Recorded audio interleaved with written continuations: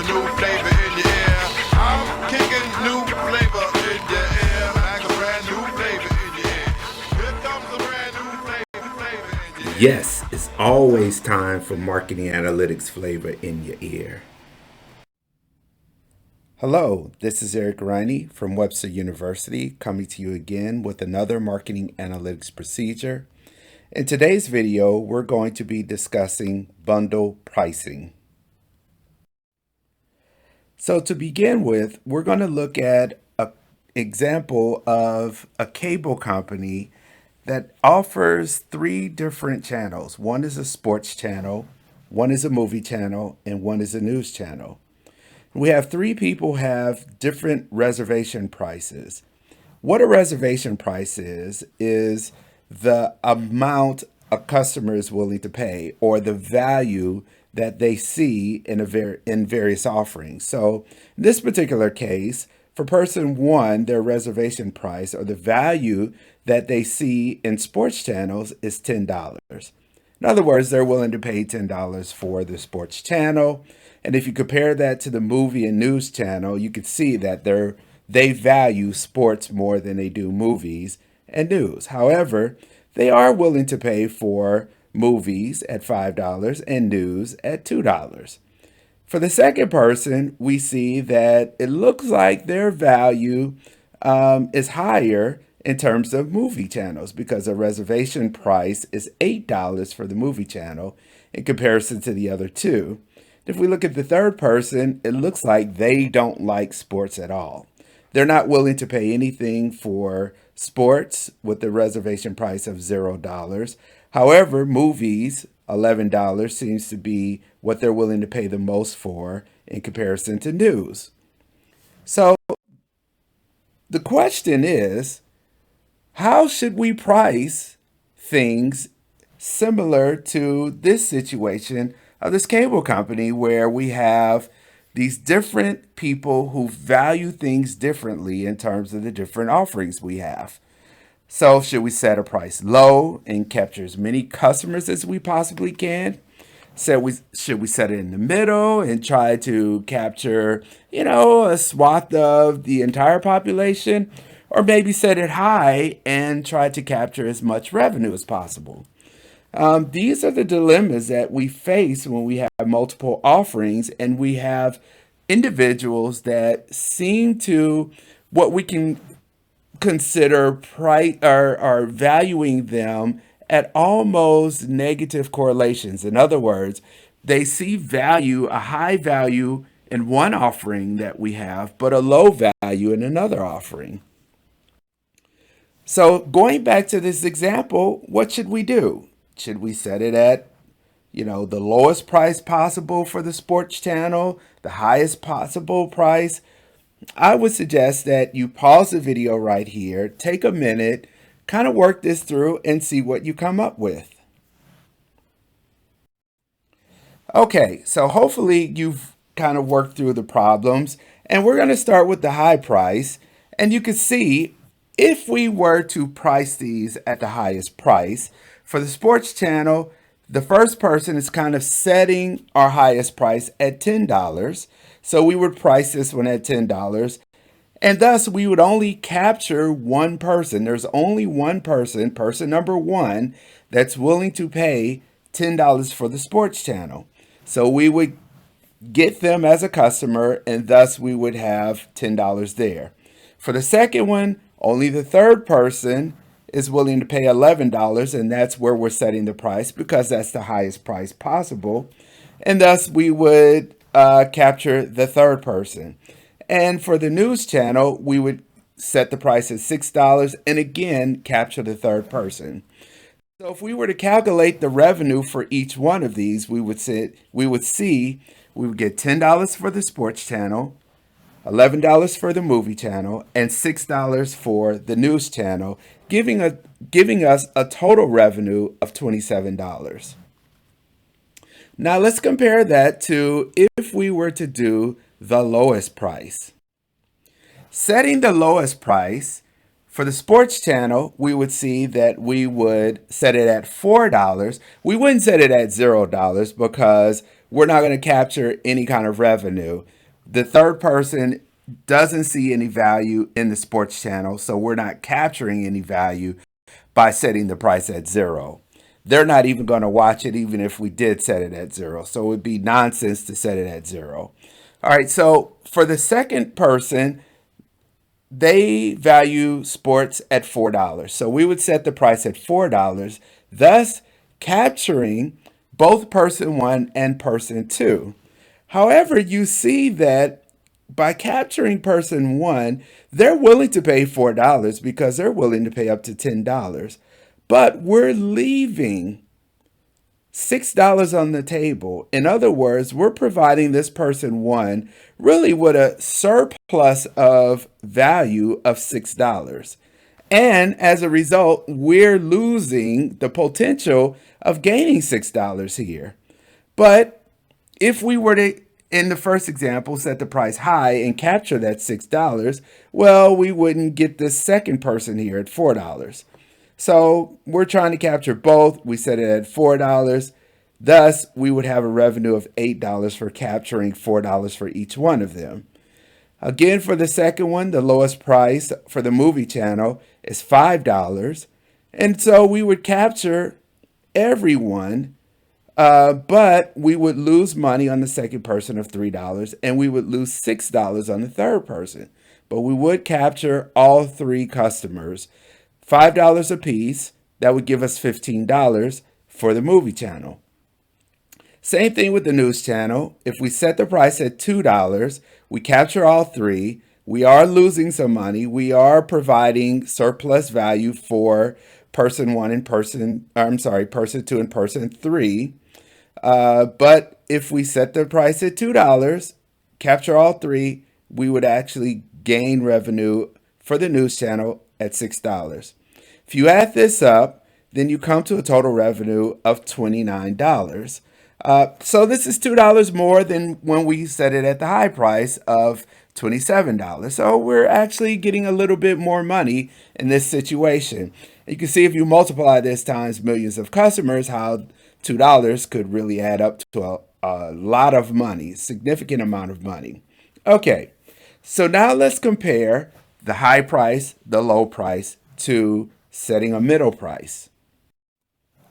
So setting the middle price, we would find the middle price for the people and set that as our goal price and see what value or what revenue is captured.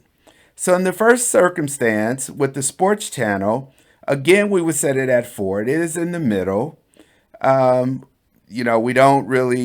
can disregard this 0 in terms of setting a price, but it does help us establish the low point for the price. And again, in this case, it's $4. We capture the first two for $8. The second one, we would set it at $8. That's our middle price. We would not capture person one because they're not willing to pay $8 for the movie channel. Thus, we would only capture person two and person three, but we're capturing a little bit more money off of person two and person three in comparison to setting the low price. So now we're only leaving in excess of $3 on the table for person three instead of $6 if we did it at $5, if we set the price at $5. All right, so setting the price at $8, we capture the second two. That gives us a total revenue for the movie channel of $16. We set the price for the news channel at $5, thus capturing, again, person two and person three at $5 a piece, giving us a total revenue for the news channel of $10. And we can see in this circumstance that the total revenue is $34. In fact, we are capturing, it seems to be, more revenue by setting a mid-price point. If you remember, setting it at a high price point, it was $27 of total revenue captured. When we set it at a low price point, it was $29, and now it's $34. So we're actually capturing $5 more. But is this the best approach to setting price in order for us to capture or gain or to capture what I'm considering reciprocal value, the value that we get in return for offering value to these customers.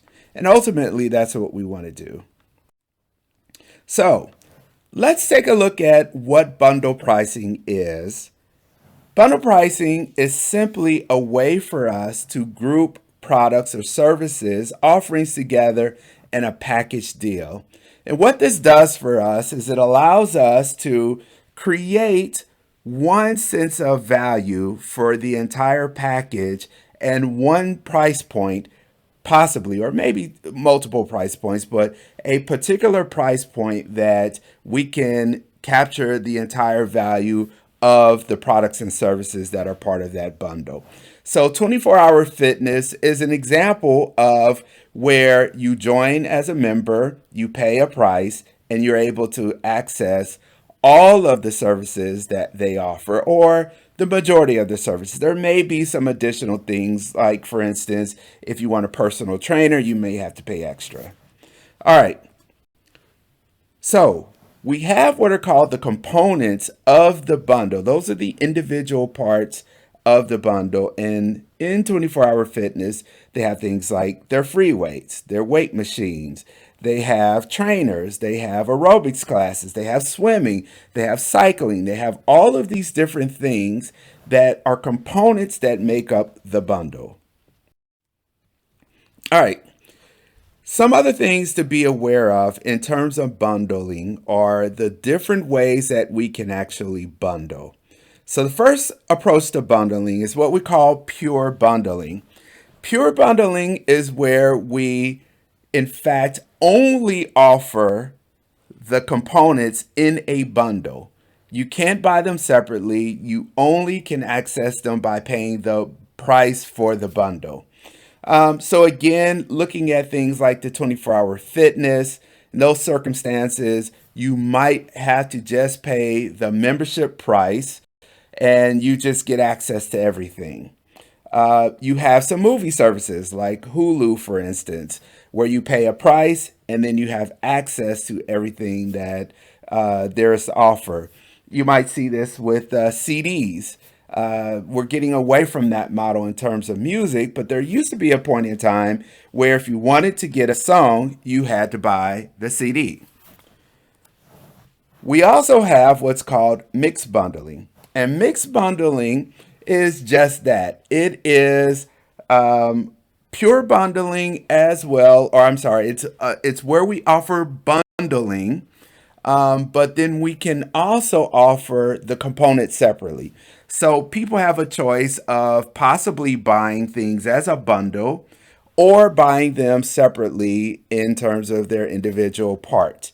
So if you look at fast food meal deals, you go to a fast food restaurant, they have these meal deals that you can get as a bundle, or if you want, you could buy the French fries, the hamburger, etc. separately.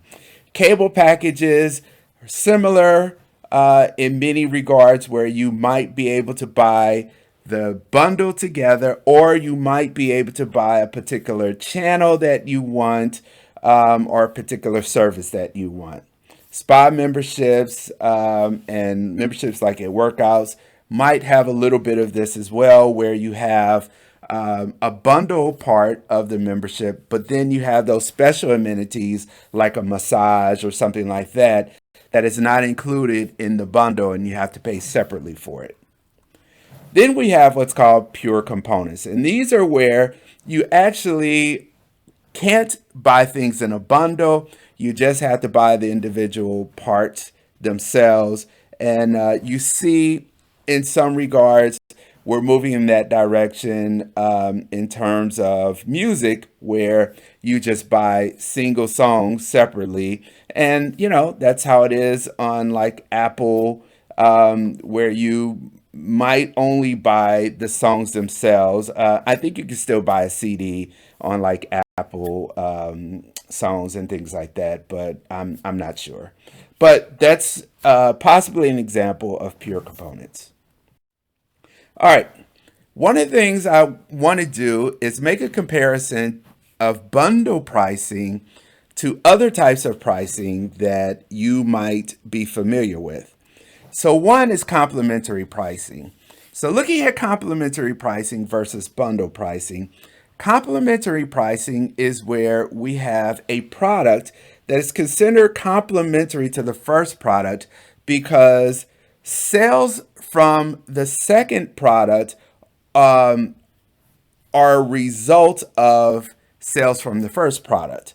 For instance, if you buy a game console, well, the games that you buy for that game console are complementary products. They're things that you would buy as a result of buying the game console.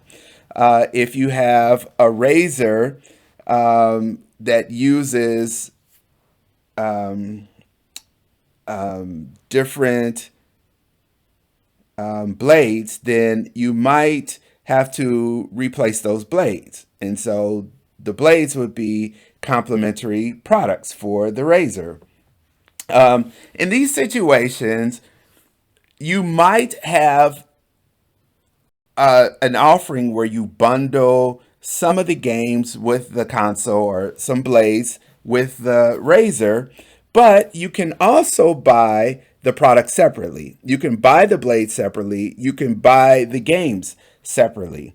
And we might do some pricing strategies that deal with complementary pricing where we set low prices for the game console and we set the prices for the games high because we've captured the market and now they're going to buy our games. But that's a different situation than bundle. Bundle pricing is where we say we're just going to bundle these together and offer them together. And again, we might use aspects of bundling with complementary, but they are separate. Complementary pricing is where we establish prices for the complementary product because we know that we're going to capture market based off of that first product. We also have discount pricing versus bundle pricing.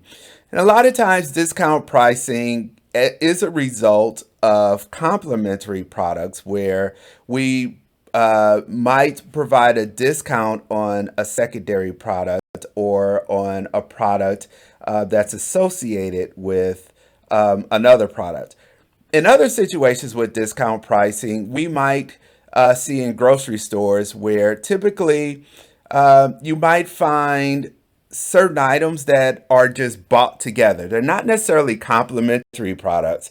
They don't buy the second product because of the first product, but they tend to buy them together because that's what they buy when they go to the grocery store. So you might see that people buy milk and bread together. It's not that they complement each other in any kind of way. That's just how people's behavior, purchase patterns are.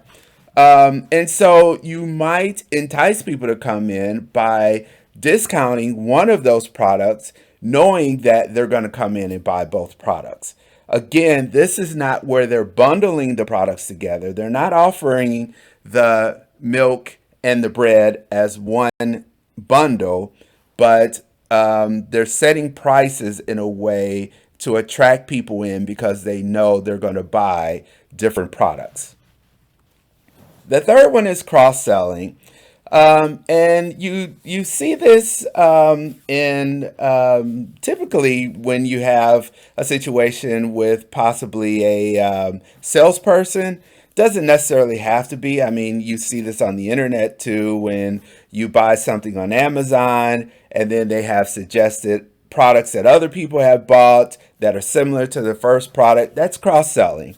It's where we want to try to sell people a second product because if they're interested in the first product, then we might be able to sell them on the second product.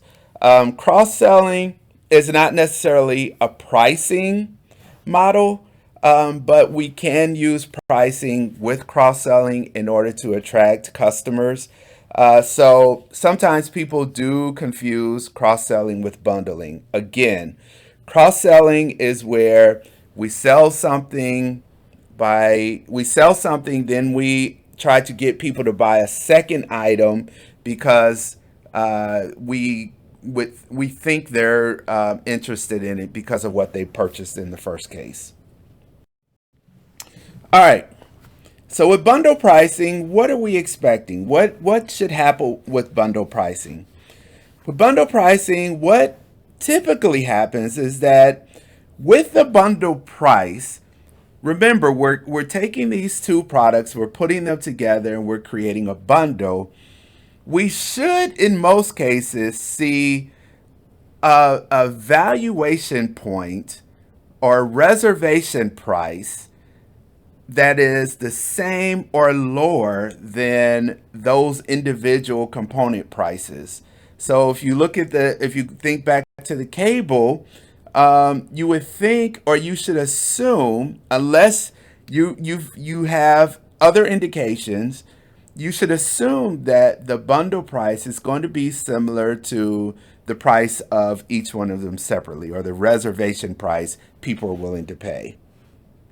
There are circumstances, though, where you might see a bundle price that is higher than the sum of the individual parts, right? So there's some synergy that's created by putting the two or three products together in a bundle, such that you're able to charge more than you would if you had the two separately.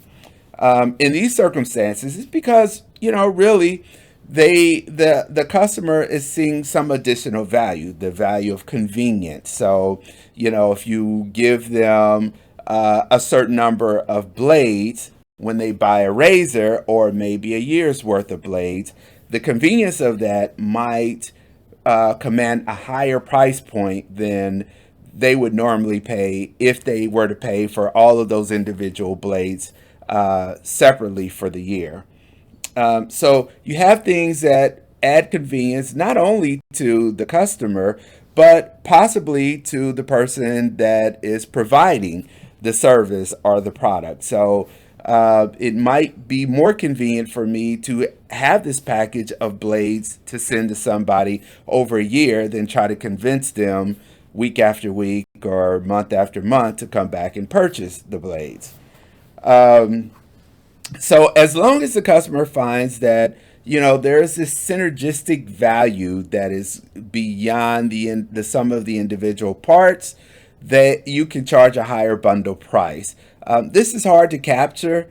It really takes a lot of primary research to find out if this synergy in bundling happens or not.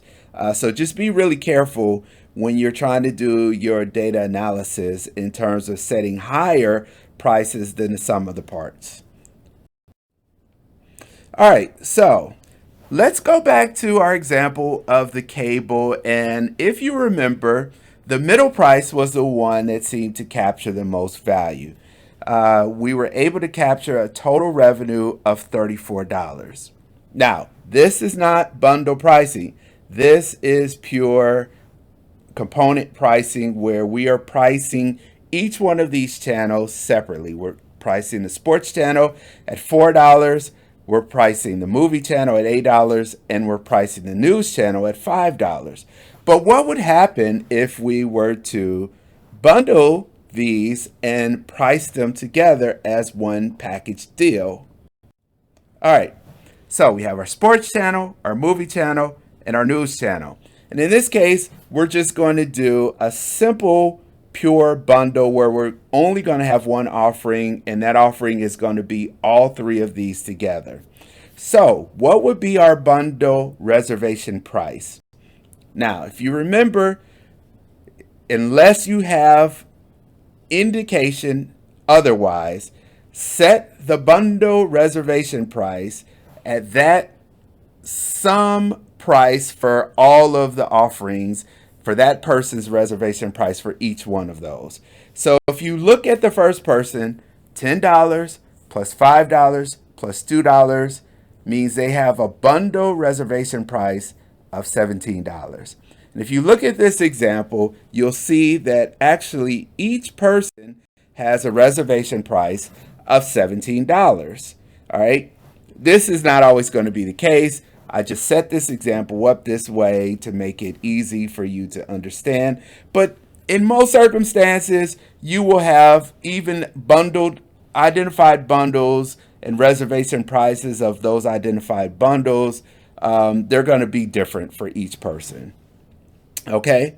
But we do see that if we were to set $17 as our bundle price and sell these as just a pure bundle where you have to buy all three, then the first person is willing to pay $17 for all three because he gets his news channel at his price, he gets his movie channel at his price, and he gets his sports channel at his price. Again, the second person is going to be realizing the full value of their reservation price. So $17, they get their sports channel, their movie channel, and their news channel. And if we look at the third person, if you remember the third person, she didn't want the sports channel. I'm saying she, it could have been a he, right? But they didn't want this person didn't want the sports channel. But regardless, they're willing to pay $17 for the movie channel and news channel. The sports channel is just thrown in. And if this person never looks at the sports channel, so be it, they still have that channel. Okay, so in this case, we have captured all three people and we fully captured the value that they find in the products that they want. So 17 times 3 gives us a total revenue of $51.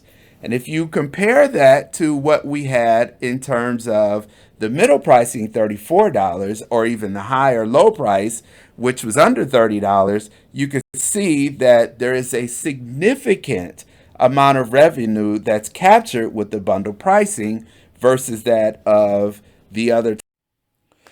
So now what we're going to do is actually go out into Excel and see how we can use data in order to set up an analytical procedure using bundle pricing in order to come up with our optimal price point or our optimal price level in order to capture as much either revenue or profit. So again, we're trying to maximize some outcome, usually revenue, profit, or it could be, again, something like market share or something like that. So pricing. Okay, now that we've discussed bundle pricing, I'm taking you over to Excel and we're going to work various problems using bundle analytics. So the first thing I want to do is kind of do a checklist of the things you need to think about when you're putting together your analytical worksheet that you'll need as you try to produce results. So the first thing is that, of course, we need a reservation price. And as I mentioned, the reservation price is simply the value, the perceived value a customer has for a particular offering. It's how much they're willing to pay for an offering. And if you go over that in terms of your pricing, then more than likely they're not going to buy it because they don't see the value in it. So, for example, I love Rolexes. I would love to have a Rolex. Rolexes cost like $10,000. And while I see the value of a Rolex in terms of it making me look prestigious, I can't afford $10,000. There's not that much value in a Rolex watch for me. So my reservation price, though it's valuable, is much lower than $10,000. And so I would not make that purchase. All right. The second thing that we will be doing is that in many of these examples, we have to create bundles from the offerings that are available. So we'll be given components of or the constituents that we could bundle together, those offerings that we could bundle together. We'll have to create those bundles. The third thing is that, of course, we'll have to come up with a price in order to do anything in terms of revenue or demand. We have to have a price point that we use. From that, then we can determine if there is a surplus or deficit in the reservation price. In other words, is there value that is left over from the reservation price once a person has purchased something. So if I have a reservation price of $7 and something costs $10, then I am actually losing or have a deficit of $3 if I pay $10 for whatever I feel I should only pay $7 for. I am going to select things that provide me with either a surplus, if possible, or at least I don't have a deficit. So if there is a zero reservation price, uh, difference between reservation price and the price that's being offered. All right. From there, we can determine the individual revenue and then eventually the total revenue. Hopefully, this will make more sense to you as we go through some examples. So, let's take a look at the first example I have. This first example, it gives you three different offerings for, let's say it's a cable company, and it provides reservation prices for each one of these services. So we have internet, TV, and cell phone. And so for this first person, um, they're willing to pay $3.50 for internet, $7 for TV, and $3.50 for cell phones. All right. So what we want to do now is try to figure out, okay, should we sell these as a bundle or should we sell these simply as components, pure components, sell them individually? If we sell them at bundles, what kind of bundles should we sell them at? So the first thing I'm going to do in order to do a comparison is I just want to try to come up with the best price point to see what the best or what the maximum revenue would be at the optimal price point if we sold these separately. All right. And in this case, we don't have costs, so we can't do profit maximization. We only have the possibility of setting a price and obtaining revenue. So in this case, we're going to maximize revenue. So how do we go about doing this? Well, we have these three offerings. We're not going to bundle this right now. So all I'm going to do right here, I'm going to enter just to have a little bit of space in here.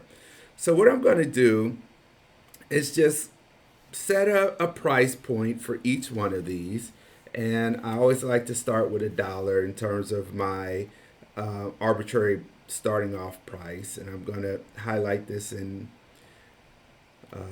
nice little yellow color that lets me know this is something that I'm going to be trying to use solver to solve for.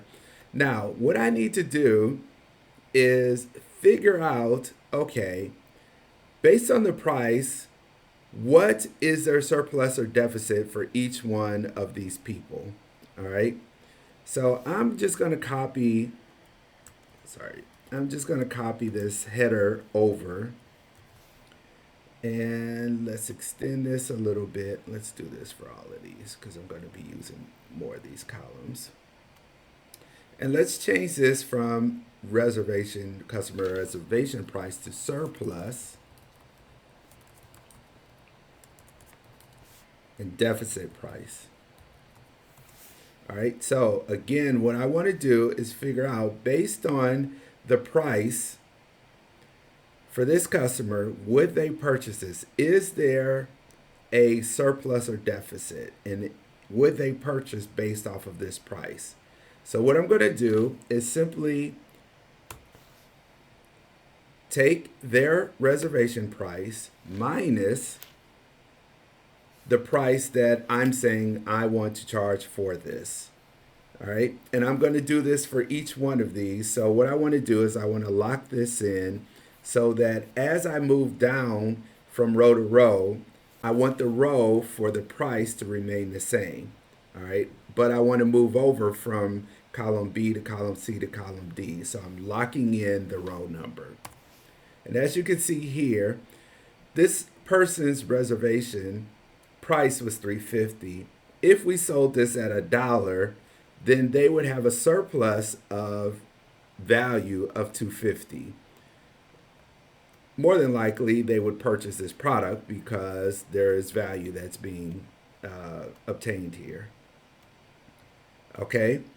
If I were to change this to $7, we see there's a deficit of 350 in their reservation price. So more than likely they probably would not purchase this at $7.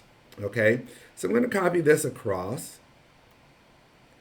just to make sure this is working. It looks like it's working. If I were to change this to $3, this changed to $4. So 7 minus 3 gives me $4 in a surplus. I'm just going to change this one to $2. And everything looks like it's working fine. So I'm going to copy this on down. All right. And what I like to do, just so I know the different sections and I can easily see what the different sections are, is that I like to highlight the different sections with different colors. That way, this reservation price is a different color than the surplus deficit. All right.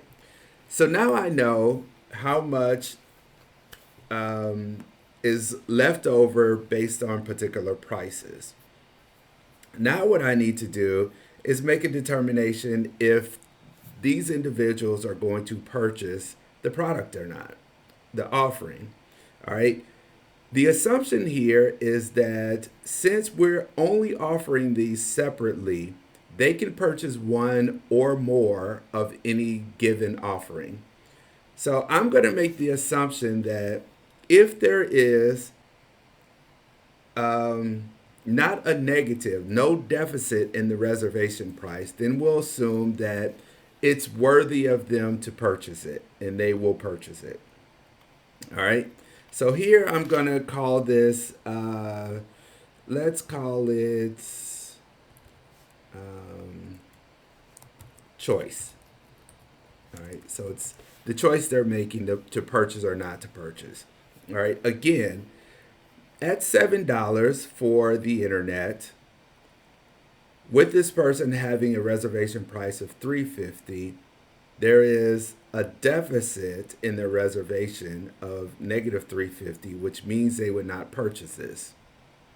So here, what I want to happen is I want to get the price for the service, but only if there is value that the customer is realizing.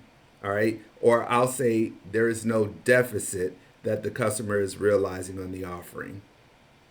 So what we would do is say equals if this calculation is not negative, and I'm just going to say here, if this is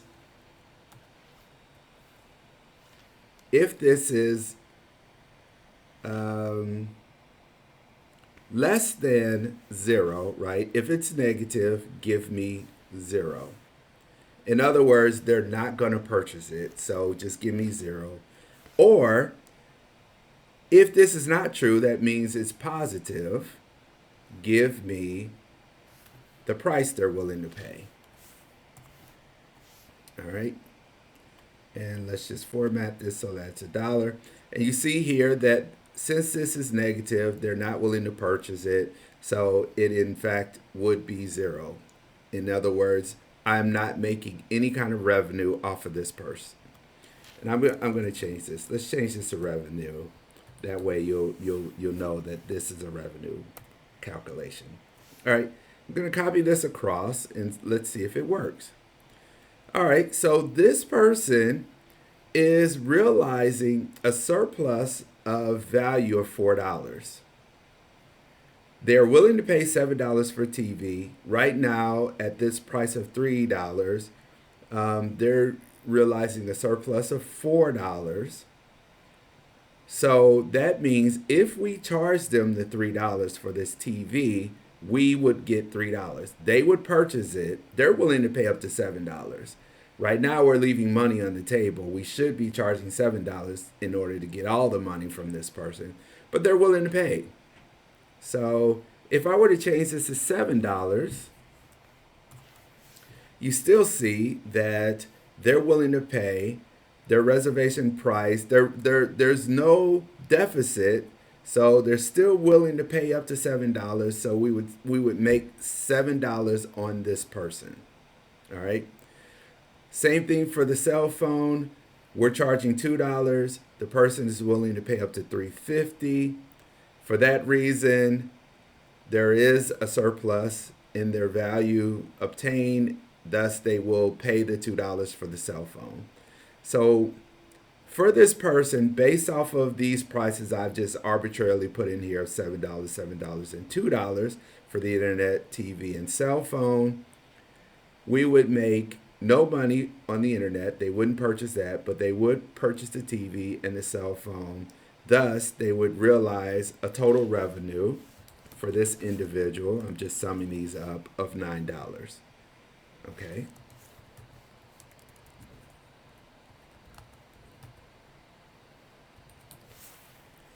All right. So I am now going to copy this all the way down. Okay, looks like we did something wrong here. Usually when you see things like this, it means we didn't lock something in. So let's go back up here to the top and see what we didn't do right. So we need to lock in this row, right? We don't want this row to travel down, and that's what's happening. It's traveling down. So we want this B3 to be locked in for the row. All right, I'm going to copy this across again. And then let's copy this down. There we go. Now it seems to be working well. So we can kind of check this. Down here, this person doesn't want internet at all. They see no value in internet. So no matter what we would charge for internet, they're not going to purchase it. There's this deficit in the value that would be realized. Thus, we're not going to make any money off of internet from them. But you do see that with the TV, they see that's worth $7, and thus we would make $7 off of them, assuming they would purchase the TV, and we would make $9 off of this person. Okay, so let's highlight this whole, and let's highlight this in an even different color. I could use the same color, but let's do it this way. All right. So now I can do total revenue. All right. Total revenue is just going to be the sum of the individual revenues. All right. So let's bold this up here. Total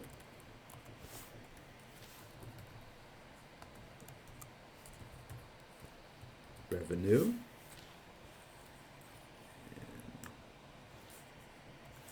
All right, equals sum. Come down here. All right, so our total revenue at these price points of $7, $7, and $2 is going to be $1,060. All right, I'm going to, because I want to maximize this in Solver. So now what we want Solver to do is figure out what would be our optimal price point for each one of these. All right, so let's go up to Data, Solver. We want to maximize total revenue. Remember, we're doing revenue here and not profit. And we're going to change these 3 price points. We're going to put a constraint in here. We're going to set the price point. We don't want the price point to go over, let's say, $200. I doubt it'll go that high, but so less than or equal to $200. We could put a lower price point. Let's say if we don't want these, maybe we know the costs associated with providing these, and we don't want the cost to go below that point. We could set that. All right, I'm going to hit OK. So one of the things is in this marketing analytic procedure using Solver, we're going to use evolutionary. We have nonlinear and evolutionary. So if you have functions or formulas in your Excel analytics work page that use if statements or things like that, then it's suggested that you use the evolutionary function. I'm also going to constrain things to non-negatives. I don't want any negatives. I want all positives. So let's hit solve and see what happens.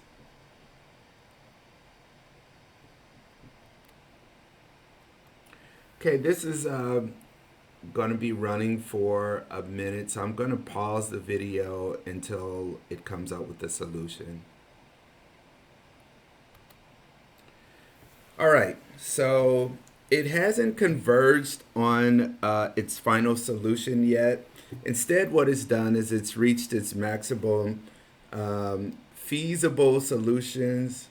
And what this says is that, hey, I can continue running multiple iterations to come up with something better, but I've reached the maximum time that was allotted, and there is a default time and default number of iterations that Solver does.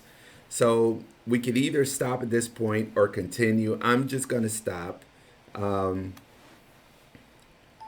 and it says here that I stopped this. It doesn't say that it found the ultimate solution. So we could say that this is a good these are good prices, but these may not be the best prices for us. But at this point, what we can say is that for internet, TV, and cell phone, we can come up with a somewhat optimal price point of $20.65, $34.65, $27.65 for a total revenue of $3,359.63. All right. So, what I'm going to do, because I want to compare this to us doing a mixed bundle. And if we were to bundle these, could we actually increase the revenue potential? All right. So, I'm just going to put up here, we'll say component.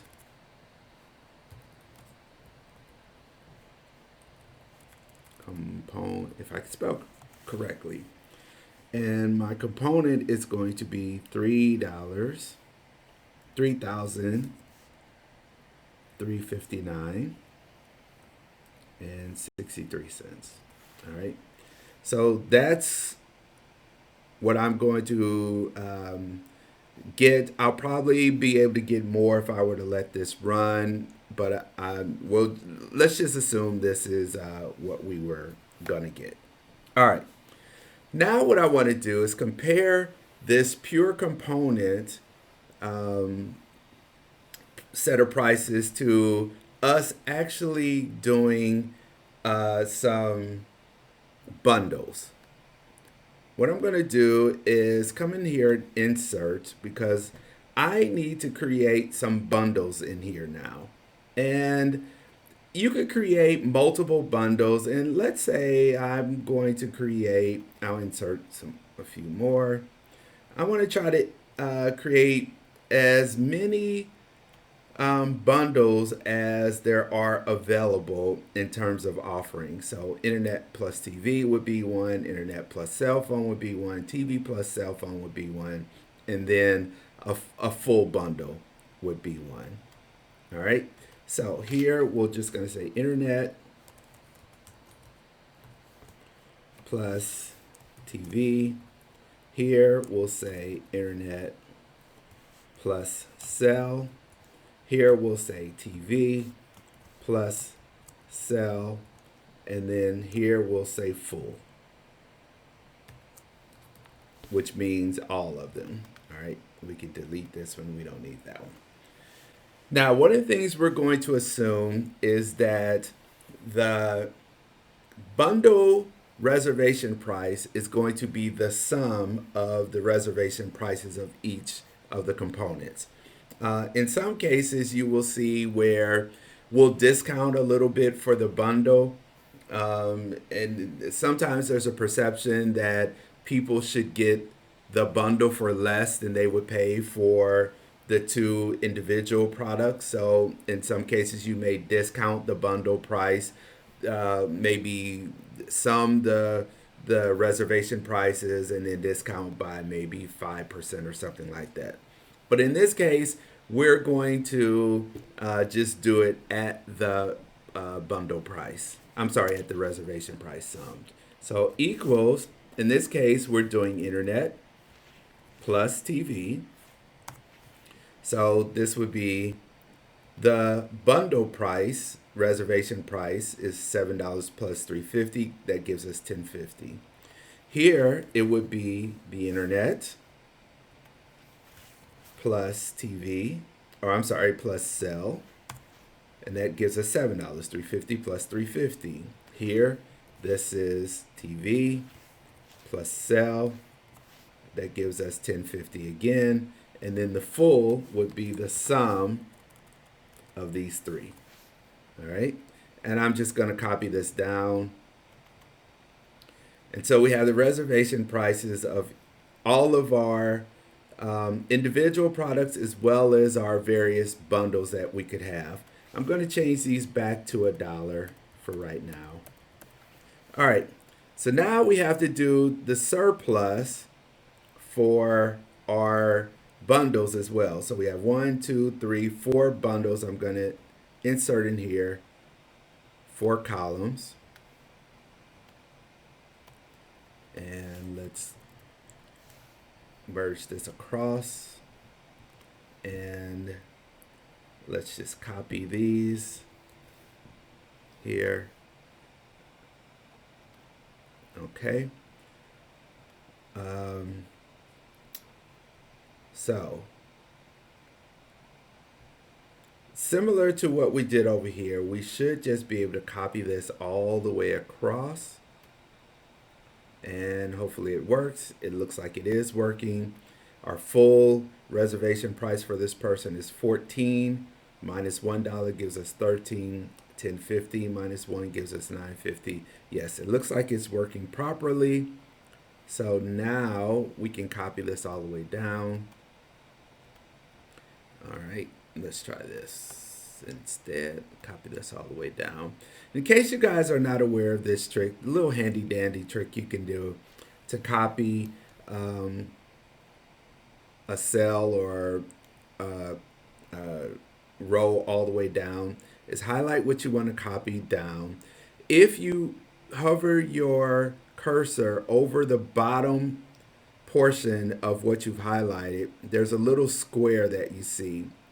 If you hover over that, your cursor turns into like crosshairs, and you can use that. You can drag down by holding down your shift or holding down your tab key and dragging down if you wanted to, or you could just right mouse click 2 times and it'll go all the way down. So what it's done is it's carried this all the way down. It's copied it all the way down to the end of your data. So that's just a really handy dandy tool that you could use. Okay, so now we have our surplus for everything. Now we have to do our revenue for everything. 1, 2, 3, 4. Insert. Again, let's do this. All right. One of the things I'm going to go back a little bit here and talk about this, because we may not necessarily need to do it this way. I mean, we can do it this way, but thinking this through, previously when we only did the pure component, they had the opportunity to buy the internet, the TV, the cell phone individually, buy only one, buy multiple ones, or what have you. Now that we're offering bundles, there's no reason for them to buy the internet and the internet plus TV. If they're going to buy the internet and TV, then they don't need to buy these two. There's no need for them to buy internet, TV plus cell phone. You might as well just buy the full. All right, so in this scenario where we're offering these bundles, what we're going to do is assume they're only going to buy one of these. They're not going to buy multiple ones. All right. So we don't need to identify the we don't need to identify everything here. We only need to identify what we're calling the max.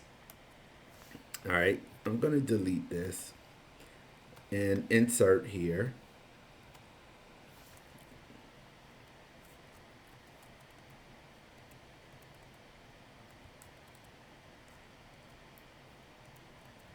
All right, I want to change this color. That's why. All right,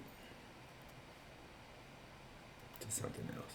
All right, so what I'm doing here is assuming that the person, and this is, if you think about how individuals purchase, they look for the best deal. They look for the thing that will maximize their value, the value they perceive receiving based off of the price they're paying. All right. So they're going to look for quote unquote the best deal. That may not necessarily be the cheapest, it's the one that gets them the most for the money they're paying. All right. So in these, what we have are these surplus and deficit prices, and we see for this first person, based off of this dollar, they would purchase any one of these, but of course, they're going to purchase the full. Why wouldn't they purchase the full? At a dollar, I'm getting $13 worth of value that I'm not paying for. Why would I not get the full?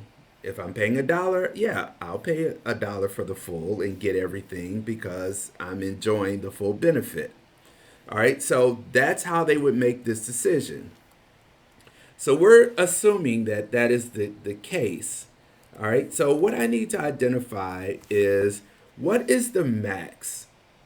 Where is the max value that is being acquired by the customer? All right, where is the surplus, the maximum surplus? All right, so equals, we're going to use the max formula here, and we just want to max for this row. In other words, identify the max. All right, so the maximum price is this $13. Let's do the next one and see what their maximum. I'm sure for each one of these, it's going to be the full because it's a dollar, you're getting everything, and the full is worth a lot more money, and we're charging a dollar for everything right now. All right, so I'm going to copy this down.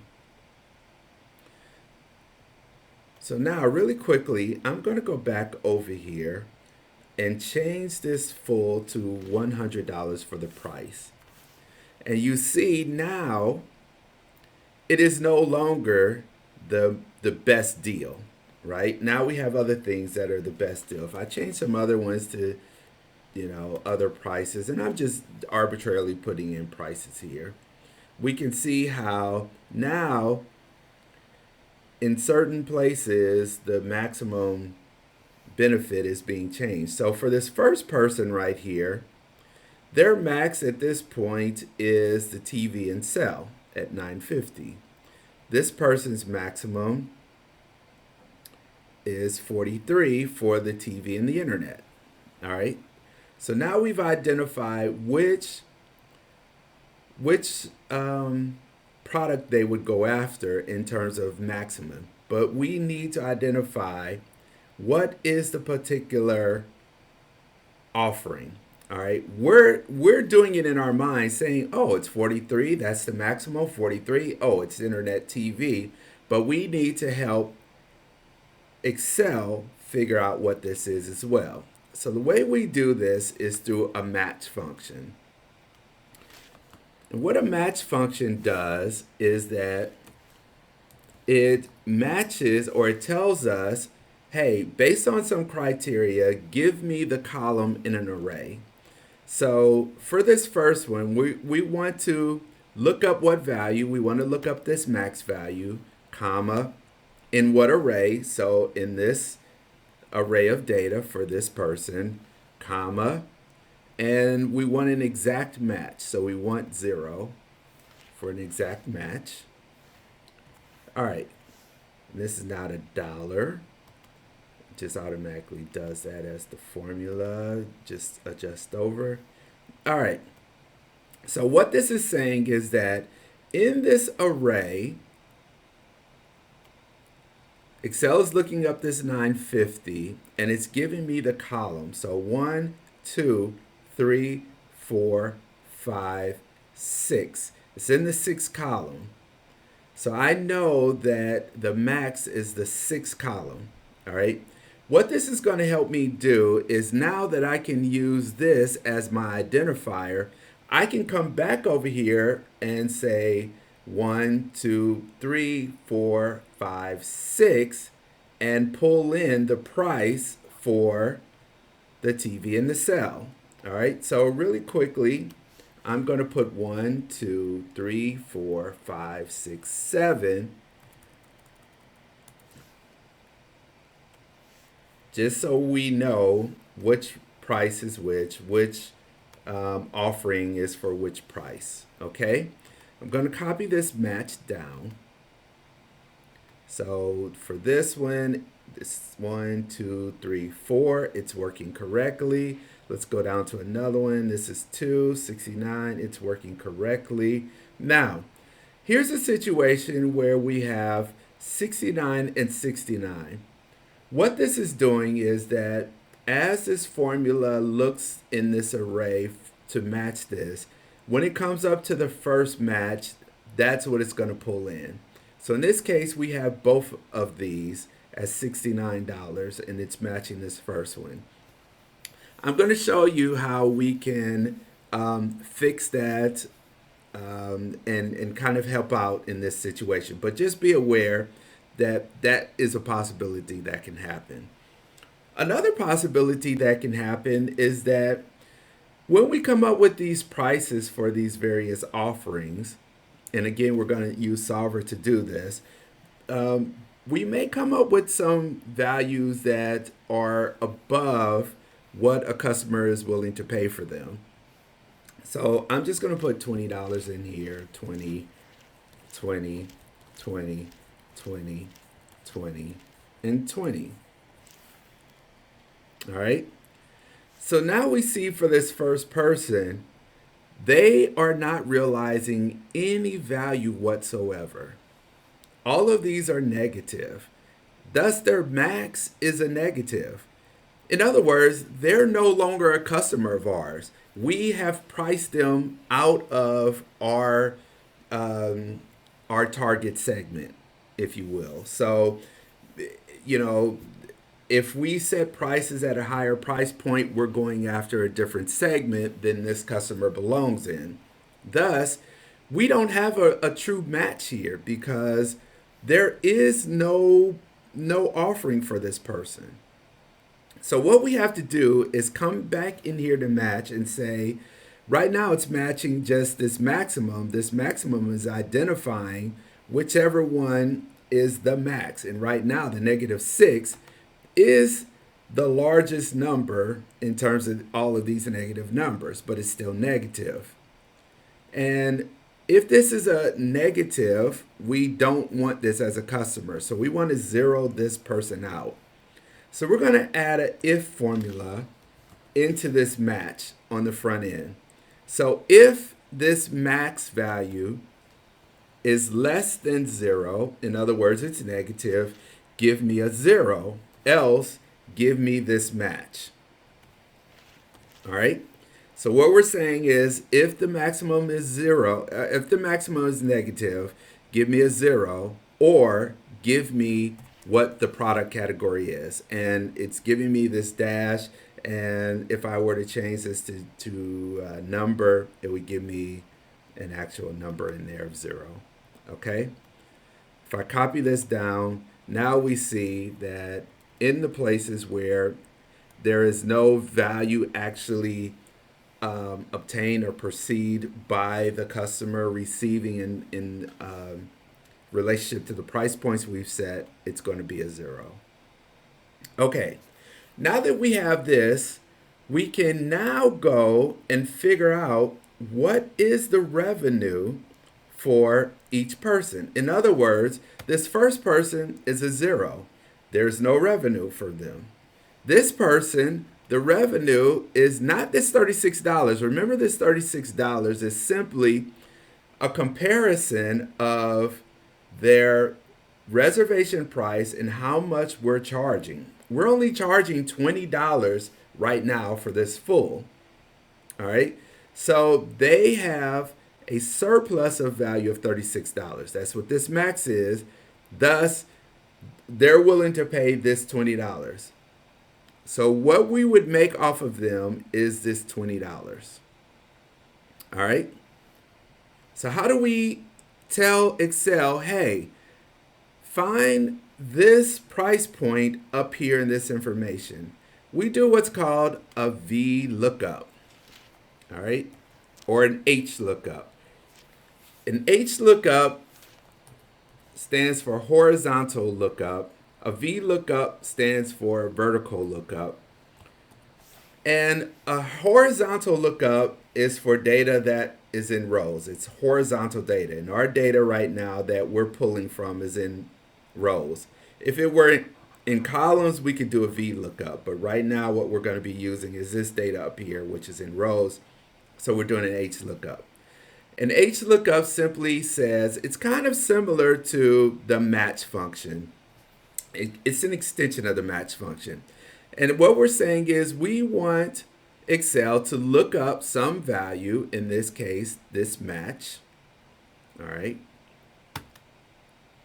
Okay, comma, where do you want me to look this match up? Well, I want you to come up here to this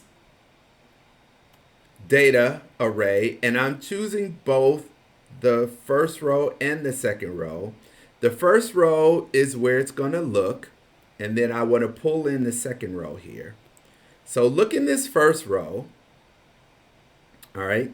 I'm going to lock this in because as I move down, as I copy that formula down, I want this to stay in the same place. So I'm locking both sets of points in place.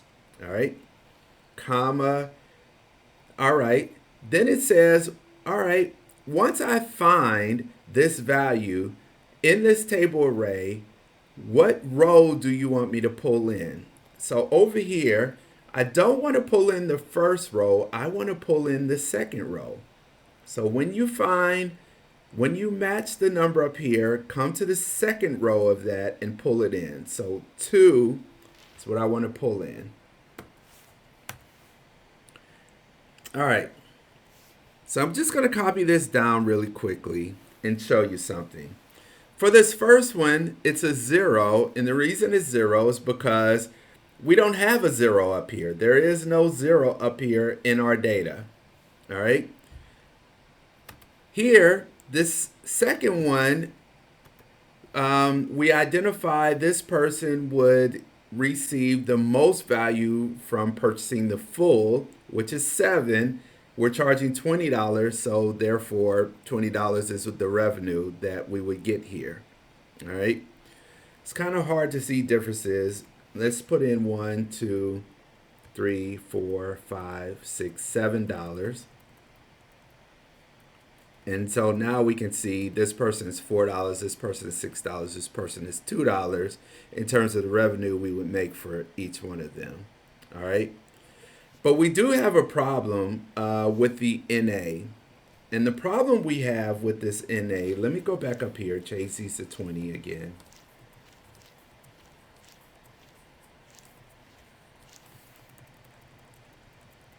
So you see this total revenue, which is summing up this revenue down here. It doesn't know what to do with these errors, these non-existent, there's no information, not available. So it puts back not available in terms of what it's summing up here. So we need to do something in terms of this. There's a couple ways we can do this. We can come down here first of all and put in an error, if error term. If error term, what this does is it says if there's an error, then give us some value. All right. In our case, we want a 0 as our value. If there is no error, then we want you to do the lookup. All right. So you can see now it doesn't give me this error. Instead, it puts a 0 in there. In other words, we're not getting any revenue for this person. So I'm going to copy this down again. Uh-oh, something happened here. What happened?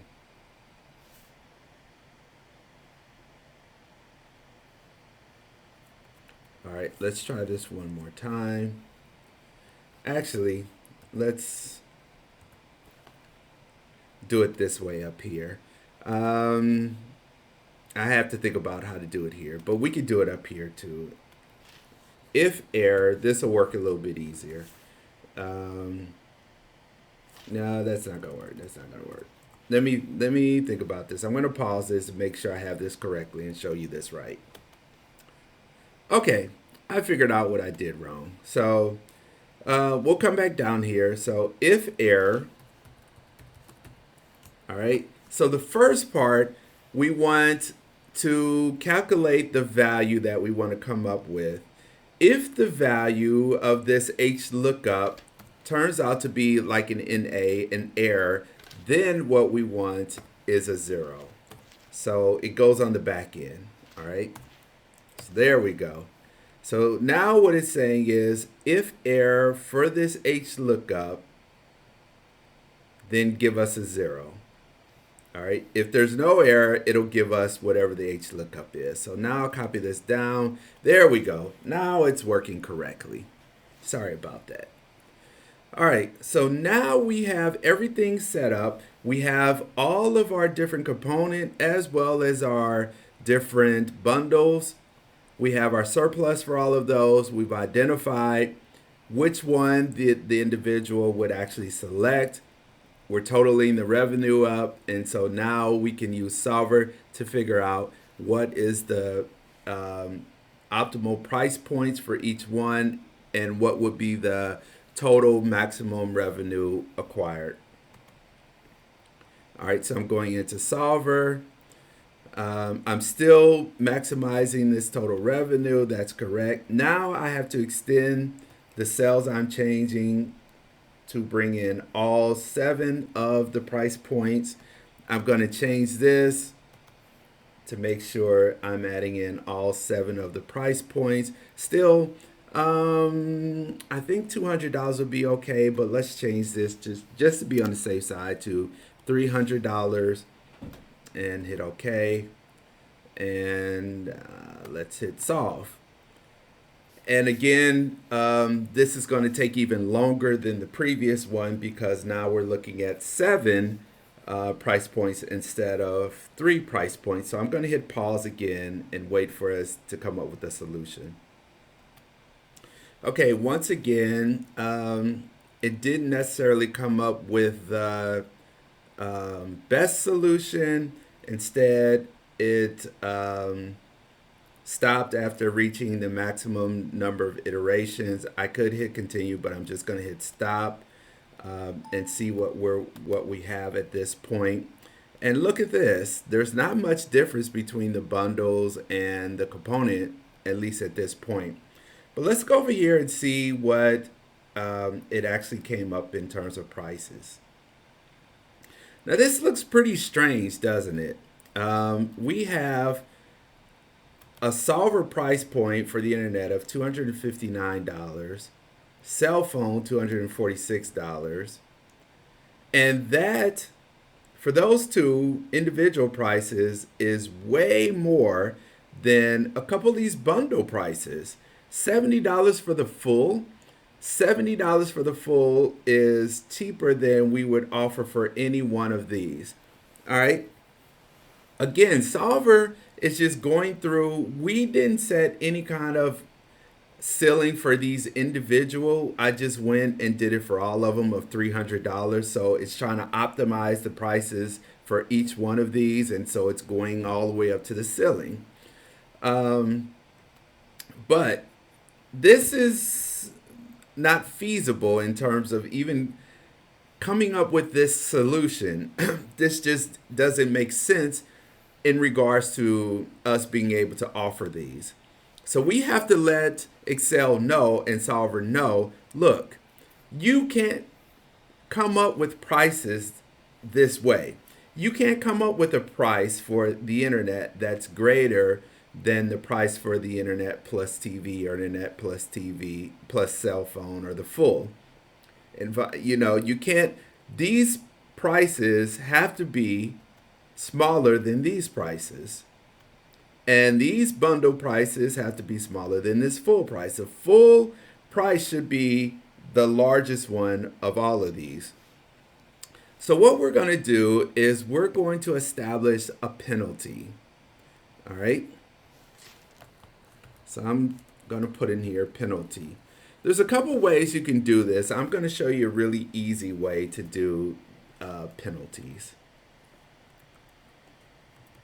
All right, here, let's just do it this way. So we have internet as our first one. And then we have internet and TV. All right, then our next one is internet. And we have internet plus cell. All right. So what I need to do is make a comparison of the price points for the internet alone compared to the bundle that contains the internet. In this case, the internet and TV is one bundle. The internet and cell is one bundle. The internet in full is one bundle. Now I have to do this also for TV. So TV, then we have TV, internet plus TV. TV. Here we have cell phone and TV.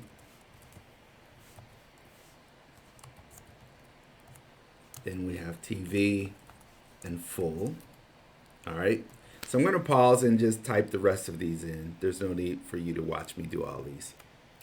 Okay, so I finished typing in the rest of these, and you can see I've included not only the individual components in comparison to their bundles, but also the bundles in comparison to the full. So now what I want is a comparison. I want to say that if this internet is greater than this TV, let me know. Give me a 1. If it's not, give me a 0.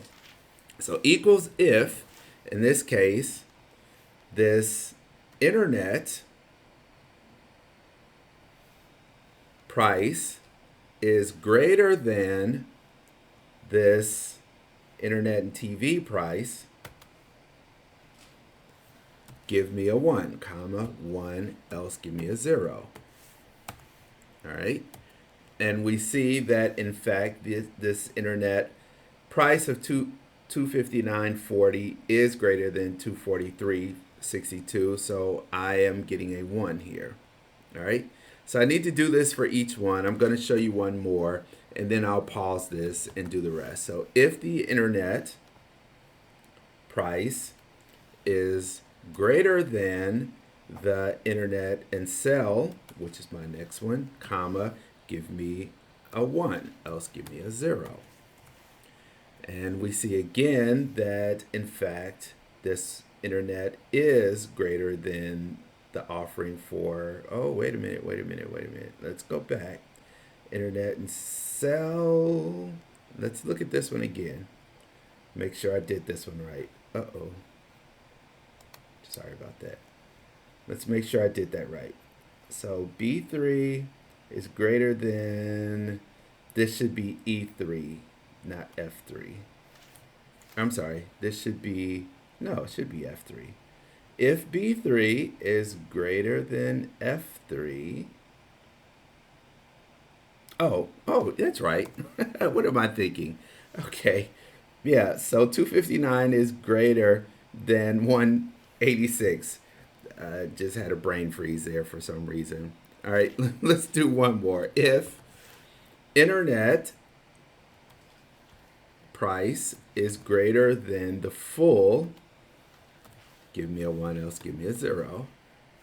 And again, we should get a 1. Okay, I'm going to pause and do the rest of these.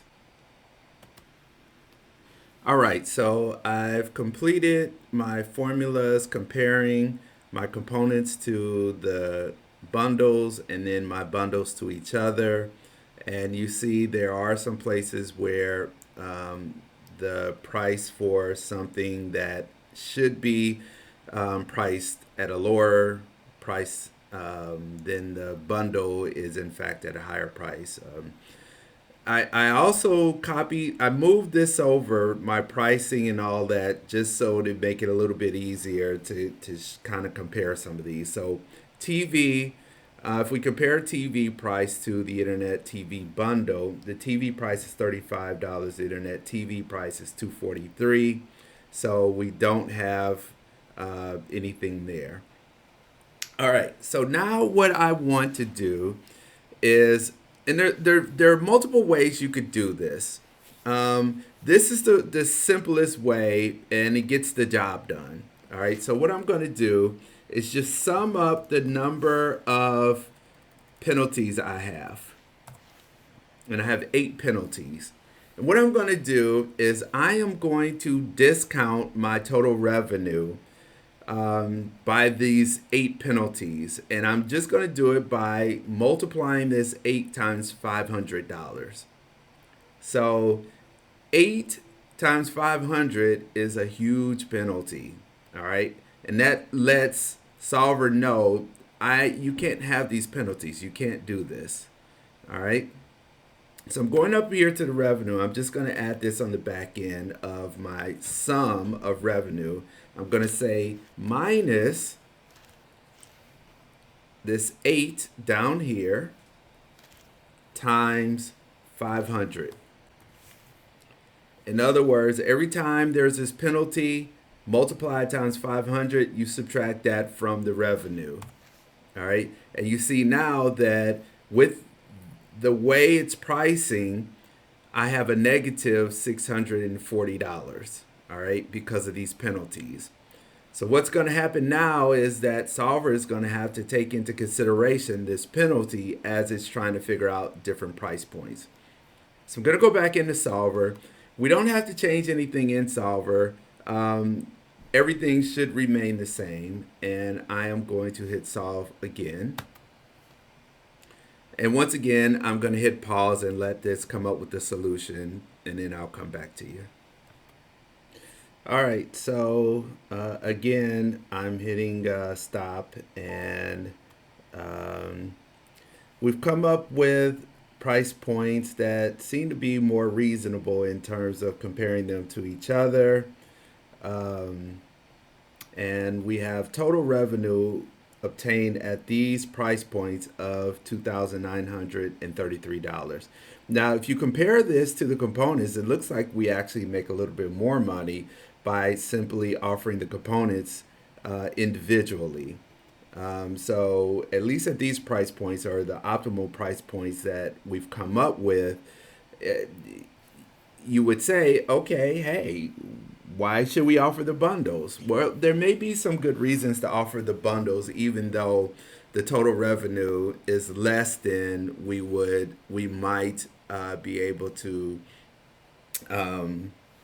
get if we offer just the components. And one of the reasons is just convenience.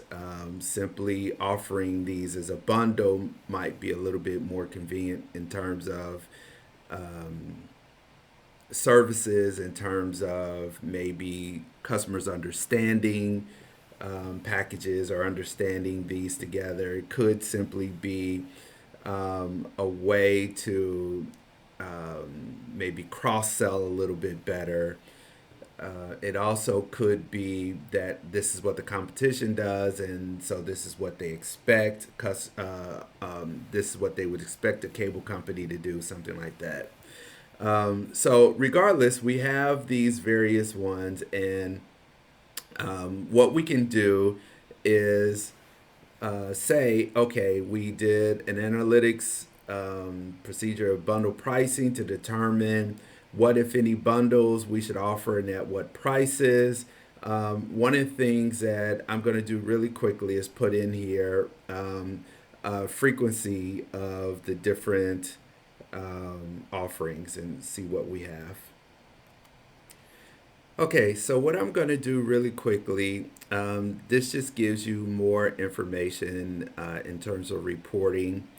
I'm going to do the number purchase for each one of these, or the number that of no purchases. So this is number purchase, this is no purchase. In other words, they didn't purchase anything, or the internet TV. I'm going to give you a count, and then I'm going to give you the revenue that was obtained. So I'm going to show you how to do this. This is simply going to be a count function, but it's going to be a count if function. So count if, and it asks what range do you want me to count. So I want the match function. I'm sorry, the match column, because this is where it tells us which one they actually are going after. And so if this range is a zero, then count for me, right? Because that means there was no purchases. So 23 of our individuals didn't make a purchase. All right, they didn't receive any value at these particular price points. All right, I'm gonna just copy this down, but also let me show you over here. We would multiply this times the price. In this case, there is no price, so it would be equals this times 0 for no price. But here for the internet, let me just do this one really quickly so I can show you if the range, which is the same, all right, is 1 in this case because the internet is 1, then count. If not, it won't count it. So it looks like no one actually purchased the internet. All right. And what I want to do here is equals this times the price of the internet, which is 0. Okay, so I'm going to do this really quickly all the way down, and then we'll come back. All right, so I've completed this little chart here. We could see how many no purchases there were and how many people purchased the different offerings. The internet, no one purchased that. TV, 22 individuals purchased that for a total revenue of $770 and so forth.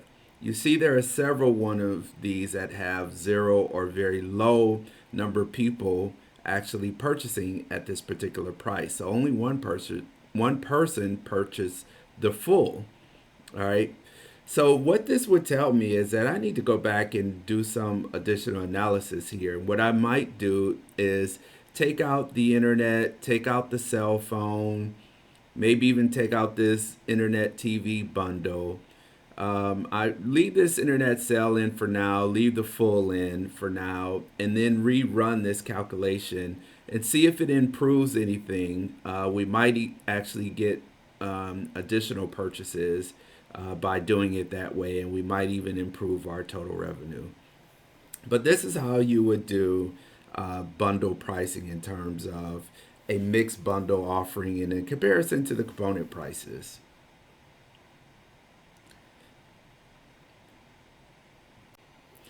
Okay, I'm going to show you another example of doing the bundle really quickly in a comparison of the component versus the pure. In this data set, it says below is the data regarding components of a spa. Management is considered bundling components into various packages. They are asking for you to help them determine if they should only offer a bundle deal, a mixed bundle or component, or only the components.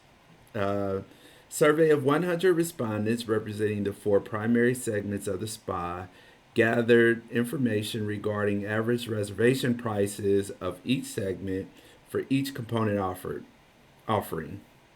Additional information regarding the cost of each component is also provided. Management would like your recommendation. So one, we have cost provided here, and let me put cost in here. We have cost provided here. So that means we could do a profit analysis in this case. And we have these four different segments, and it's 100 respondents. And I'm going to assume, since there's four segments, that it's equally distributed across the four segments, and it's 25 in each. So 25 of each one of these. All right. So, in order to do a profit, remember we need the unit price, unit cost. Then we can come up with unit contribution or unit profit, demand, and based on demand, we can come up with the profit and total profit. All right. So again, I'm starting with $1 for my two price points. And I'm going to do this first for a component. I'm just going to look at these individually before I try to do them together. The cost, well, what's the cost? My cost is, for the massage, is $66. And let's change this. Let's format these so we know those are dollars. All right, this equals $56. We know the contribution or unit profit is the price minus the cost. And right now, since we're only charging $1 for the massage and it costs us $66, we're losing money. Copy this over. Now, how do we come up with the demand? Well, if you remember, this is their reservation price up here for each one of these offerings for the various segments. If the price is less than or equal to their reservation price, we would assume they'll purchase it. So what we're going to say down here is if the price here, and I'm going to lock this in place, at least for the row. I want to move over, copy it over. So if this is less than or equal to whatever their reservation price is, comma, give me 25. In other words, I'm assuming all of the 25 people will purchase this. Else give me 0. All right, let me hit enter. So right now the reservation price is at $1, and of course all 25 of this first segment will purchase. But if I go up to 155, then no one is going to purchase from this first segment because it's above their reservation price. Okay. Now, that's only for this first segment. I need to do this for each of the remaining segments. So I'm going to add a plus in here and do the same thing. If this reservation price, again, lock that in terms of the row, is less than or equal to the second segment's reservation price, then give me 25, else give me 0. All right. So now it's at 50 because both of these segments would pay $1, but if I were to raise this to 160, then we see it's only 25 people because this first segment is not willing to pay 160 for a massage, but the second group is. All right. So now I have to do this for the remaining 4 groups, and I'm going to hit pause and do this real quick. Okay, so I've done this for all 4 groups, and you see at $1, all 4 groups, of course, are going to pay for the massage. So we have 100, a demand of 100. So all 4 groups of 25 individuals are going to buy the massage. All right. And you can see up here that I've completed the formula up here. If I change this now to 130, only 75 are willing to do it because this third group is not willing to pay more than 129.60 for it. If I were to change this to 174, then only this second group is willing to pay that much for a massage. So only the 25 in this group will pay, the other 75 will not. All right, so I'm going to copy this across. If I put my formulas in here correctly, it should work. It looks like it is working. Let's just test it.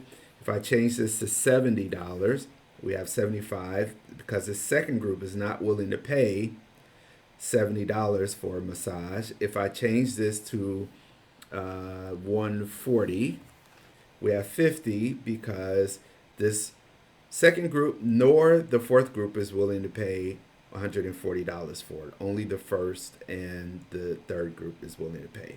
So it looks like this is working correctly in terms of anticipating the demand based off of particular prices. I'm going to change this back to $1 right now. Now I can calculate my profit.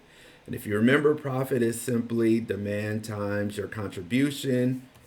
So demand times contribution. And right now it's negative because that's just where we are in terms of our price point. And now I need to do overall profit. So equals sum of these two. And now I have my overall profit. So now I can go into Solver and solve for the maximum profit at particular optimal price points. And that's what I'm going to do. So I'm going to go into data, Solver. Let's reset all of this. And first thing is I want to maximize the total profit. And I want to change these two cells here. Again, if we use evolutionary, we have to put in constraints. So I'm going to add a constraint in terms of my price points. And I want them to be less than or equal to, let's say, looks like 200 should work. All right, and hit solve. And Solver converges really quickly because it's pretty simple. Example here. Doesn't look like it did. Let's see what happened. I'm not sure what happened here. Somehow, I accidentally put the wrong, I think I put the wrong thing in Solver because it put $200 down here. So let me change this formula back. Demand times contribution. All right, let's try this again. Sorry about that. What did I put in here in terms of my cells? It should be these up here. And I need to change this. Change. It should be my price, not my profit down here, my price up there. Okay, let's try this again and hit solve.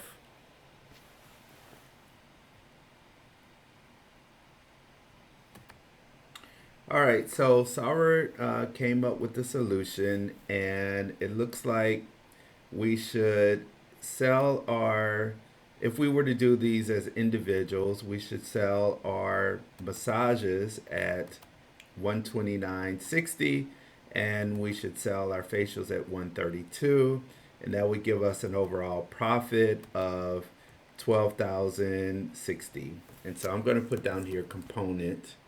Again, I'm going to do a comparison. 12, 60. All right.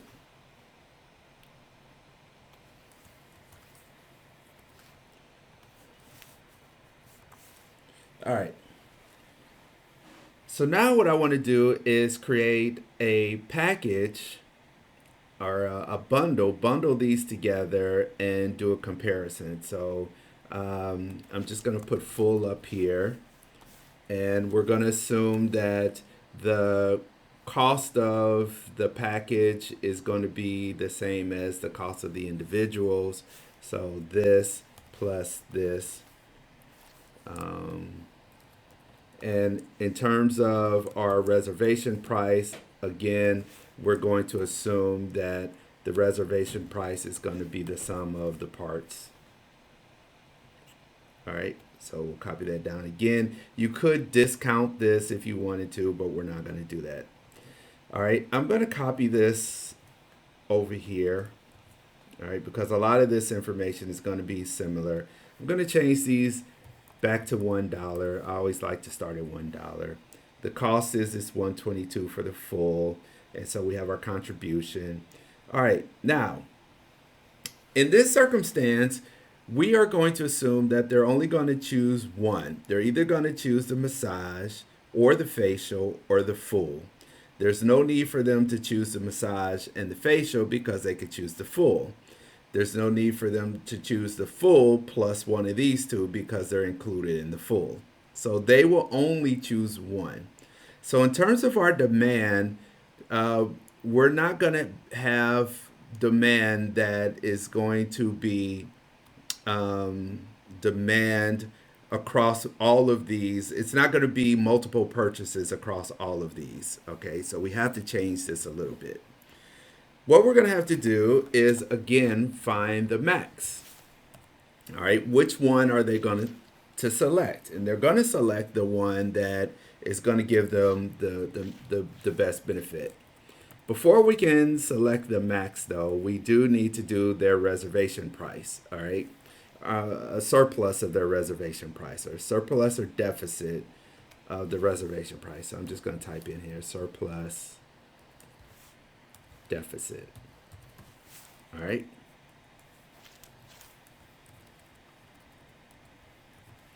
Okay, and again, we're taking their reservation price minus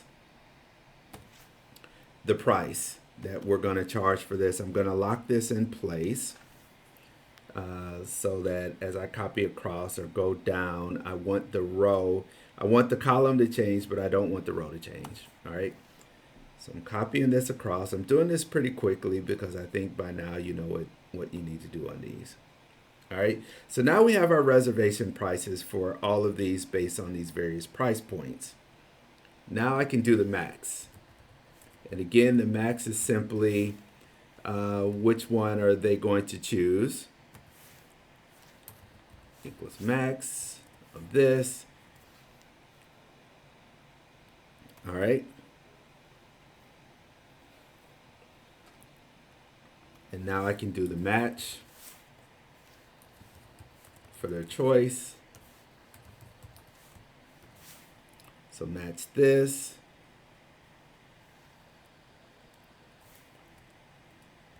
To this over here. And we see that in each one of these right now, they're all going to choose the third one. All right. But if I were to change this to, let's say, 300, now you see there are some that will choose a different one. So some will choose 2, some will choose 3, and so forth. So now I can come back down here to the demand based off of the match and determine how many people would purchase. So if this segment selects 2, then 25 people would buy the facial. All right. So here what we want to say is equals if, all right, this right here equals 1, give us 25, else give us 0. All right. In other words, if this segment chooses 1 for the massage is the one they want to choose, then we would have 25 people purchasing massage down here. All right. I have to do the same thing for the next one. If, so I'm adding these together. If this segment chooses 1, then give me 25, else give me 0. All right, I'm going to lock these in place because I'm going to copy this over to the next 2 as well. All right. Now I have to do this for all 4 segments. I'm going to pause this and finish this.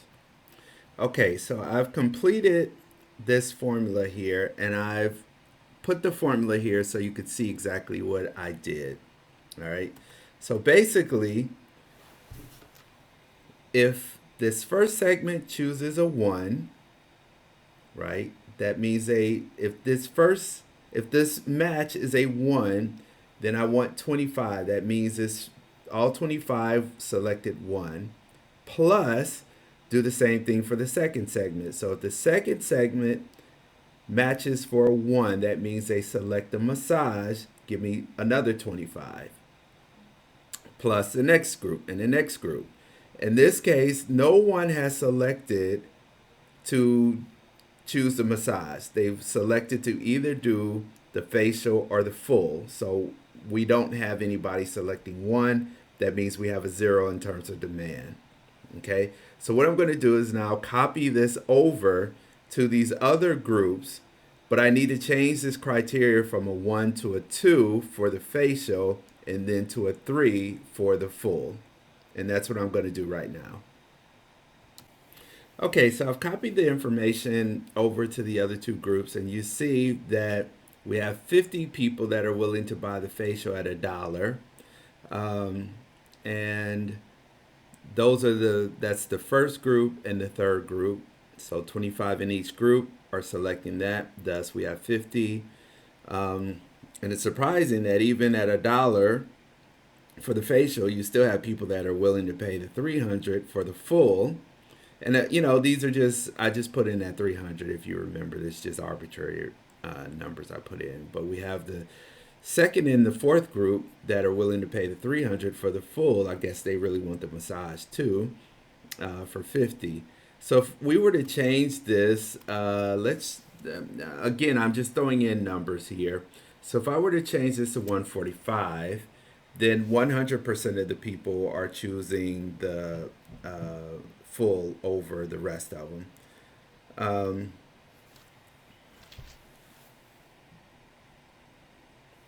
Okay, so we have a problem here. The problem we have here is that if you remember, we have these negatives where we're not creating any value right now at our price points for any of these groups. Well, actually, we are. So what's happening here? Oh, I know.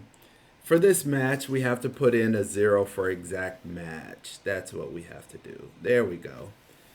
Now, sorry about that. So we put in a 0, and now it's matching the way it's supposed to match. All right, so at $1 and 145 for the facial and 300, people are willing to do the massage. So if we change this one now to, let's say, 140, looks like we have people across the other 2. If we change this one to 250, looks like some people choose the massage, some people choose the full. All right, we could play around with this and try to figure out what is the best price point. Or we could allow Solver to do it and figure out the maximum profit. Again, we could do profit because we have the cost across all of our offerings. Thus, we can come up with a profit. All right, so that's what we're going to do. We're going to go into Solver. Our total profit is what we want to maximize. That doesn't change. We are changing our variables to all 3 of our prices. And we need to change this to include the bundle price as well. Hit OK. And then I'm just going to hit solve. I'm going to hit pause again and let this run. Okay, so it looks like it came up with a solution. And in this case, looks like we have some people that would purchase the full, some people that would purchase 1, some people that would purchase 2, some people that would purchase 3. And it looks like,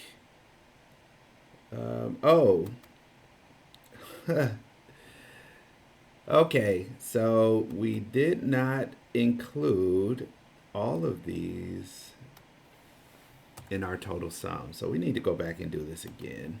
Sorry about that. Let's do this data solver one more time, including all 3 of our profit offerings. All right, one of the things I wanted to show you that happened, I ran solver and I forgot to change because we have this full. Originally, our constraints in our solver was set at 200. So I changed that to 500 and I reran solver and it came up with this solution. And the reason it came up with this solution is because remember, here I have to identify just the max. And even if that max is negative, it's still the max. And originally I had this to just match where, identify where that max was. But if it's a negative, we don't want to match. We want zero. So I went back into this match function and put the if statement on the front end. So if this is negative, give me a zero, else give me the match. So now it won't give me a match for anything.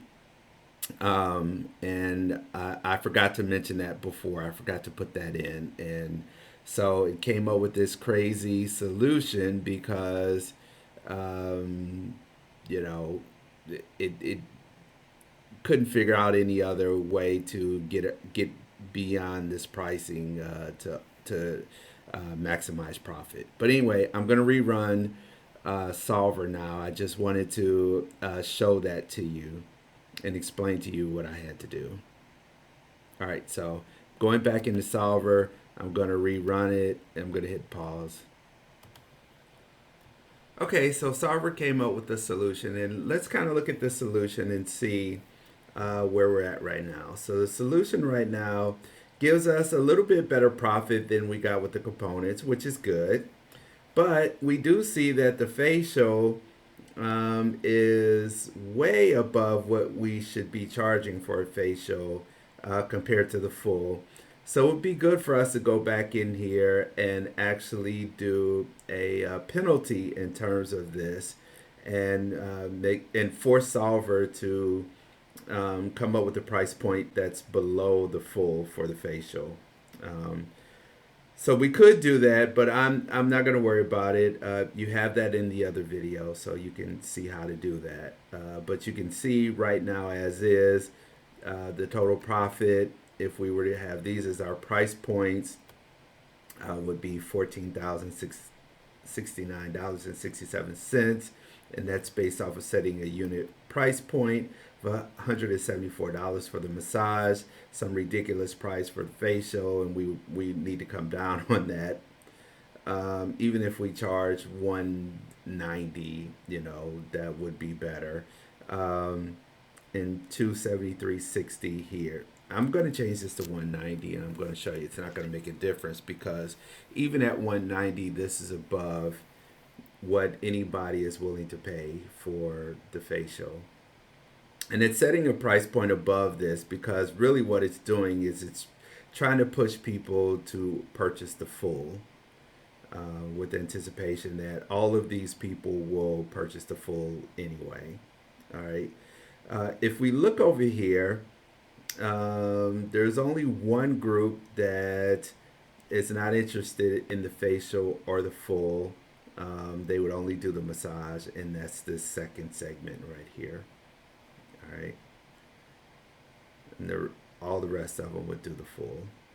So that's what you would do in your write-up is you would just indicate what you did. So a bundle pricing analysis was done in order to determine whether or not the offerings of a spa should be bundled. We compared individual component pricing to that of a mixed bundle pricing. The component pricing, and I don't remember what the prices were for each one of those. It would be good to have that down here. The component pricing identified a profitability of 12,060 with price points of whatever they were when we did that. In comparison, a mixed bundle gives us a maximum profit of $14,070 with these price points for massage, facial, and the full. We recommend offering the bundle along with the facials, along with the individual offerings, and we assume that we will have massages and full and no just separate facials. You're still going to do the facials because they're part of the full. So that would be your write up. All right, so that's it as far as looking at bundle prices and doing a comparison. Okay, so now what we're going to do is look at a one tier type of pricing plan. And this is another form of bundling. And it's, if you think of like a $5 store where everything is $5, or you might have some type of song service where, you can go and purchase as many songs as you want at a price point, one price point. Um, so what we want to try to do again is maximize our revenue as much as possible, or profit if in this case it's revenue. But we want to maximize revenue as much as possible by identifying the price that we should sell these at, which will capture as much of the value that people are willing to pay for something. All right. So in this situation, we have maybe this cable company again, and they're offering these various different services. So they have a news network, a children's network, a sports network, a movie network, and a foreign network. And instead of having a price point for each one of these, we're simplifying things. Maybe this is our brand or our promotional plan is that, hey, you can come in and you can select any one of our channels that you want. They're all the same price. You just determine which one you want. So we have to find that price point that's going to do this for us. All right. So again, what we have to do is come up with a price. But in this case, we only want one price. All right. So I'm just going to come over here and let's just do it right here. Price. And I'll put $1 and highlight this to know that's what I'm going to be doing. Okay, so I'm going to copy this over. And again, what we want to do is determine a surplus or deficit.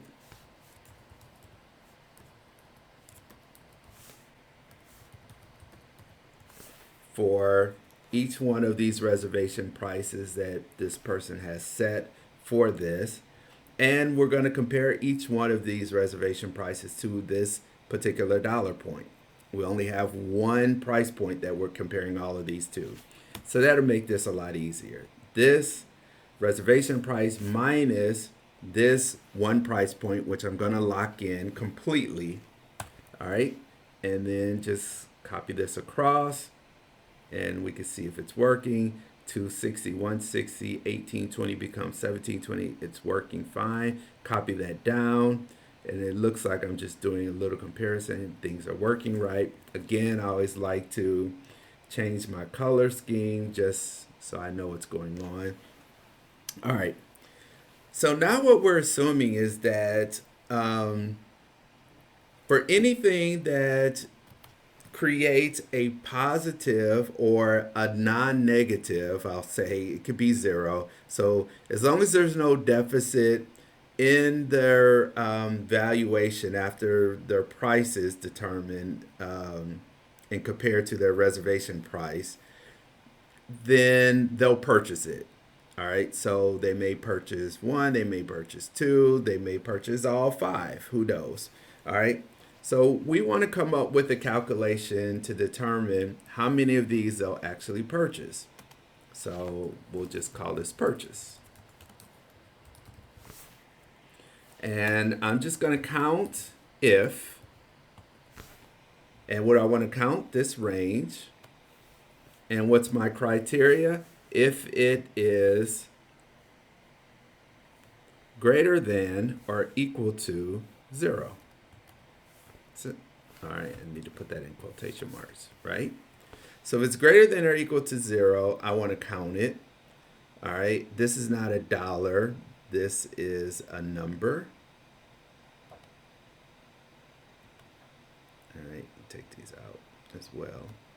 So just want to count how many people actually purchase these. And I'm going to run that all the way down. And we see here that this person did not purchase the foreign. Okay, here is something you need to understand about your data.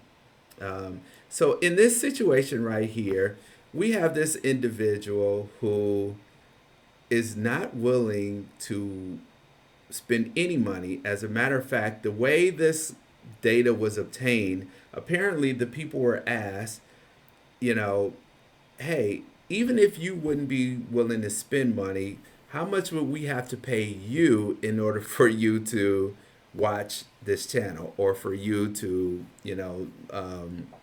want to have this channel? And this person said, "You give me 20 cents, and I may watch the foreign channel." So that's how this evaluation is done. And depending on, again, the research is obtained, you could have some negative reserve prices or negative evaluations. Sometimes what happens is that they'll translate information such as maybe of importance, an importance scale, or maybe a combination of importance and satisfaction, and they'll change those into some type of pricing determination. And based off of that, maybe they come up with a negative reserve pricing based off of that. So it's just good to always understand your data. All right. But even at a dollar, they're not willing to purchase foreign. Thus, they only will purchase, this third person will only purchase these four channels. Okay. Now that I have this, because we're only looking at one price, I can determine the revenue for all of these people. All right. So I'm going to come over here. I'll do it on this side. Might as well. I can do it over here. Revenue per person, right? So each person's revenue. So it's this, how many they purchase times the purchase price. Because remember, like you're going in the dollar store, however many items you pick up, that number of items times a dollar is what you would pay. All right, so I'm going to lock in the price. And we see it's $5. And if we go down, it'll be $4 and $5 and so forth. Okay. Again, we want total revenue.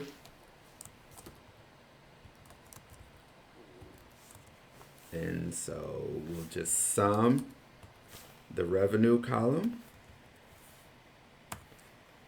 And so a dollar, if we charged a dollar, we would get a revenue of $484. Okay. Now I have everything I need in order to come up with this one tiered price. I'm going to go into Solver. I'm solving for total revenue by changing the dollar. I'm going to use evolutionary again because I have if statements in here. It's not a simple, plus or minus kind of formula calculation. So I need to add a constraint, and let's say we don't want the dollar to go over $100. I don't think anybody's and sometimes it's good to understand the range of your data. So it's good to do some type of descriptive statistics on your data and have this information. I'm just kind of guessing here. Okay. And I'm going to hit solve. And this one shouldn't take too long because this is a pretty simple calculation it's doing. Okay, so it came up with the solution, and it looks like 1150 is our optimal price point, and we would maximize revenue at $3,242, basically $3,243. We could count how many people, if we summed up, we could see how many things were purchased. We could do a sum here and see how many people would purchase each one of these. and that would be additional information that we could provide in terms of this. Okay, so the write up may say something like a one tiered pricing plan was analyzed to determine if or what one price point would be to maximize total revenue. It was determined that $11.50 was the optimal price point, maximizing revenue at $3,243. And then you could provide kind of a count and revenue for each one of these. I don't have that information here, but you could do a frequency table as well as total revenue for each one of these. All right, so that's it in terms of a one-tiered price. So now we could promote our, our network and our company and say, hey, we're the 1150 for any channel you want. Everything's 1150, and there you have it. All right, so now what we're going to do is try to do instead of one. Sometimes you may have situations where you may have a premium channel versus a basic channel. So that's what we're going to look at next. All right, so now it says management would like you to compare the one-tiered pricing to a two-tiered pricing system. And this again is where we have a situation where we might feel like we have maybe some premium products that we offered at a higher price point than the basic ones. All right. So we could start all the way over here, but I'm actually going to go back to the one tier that we use, which already has a lot of the information we're going to use. And I'm just going to extend this a little bit. So one thing I'm going to do is just put over here one tier. So I know what my total revenue, my total revenue was maximized at. So I have something to compare it to. And I'm just going to round it. Okay.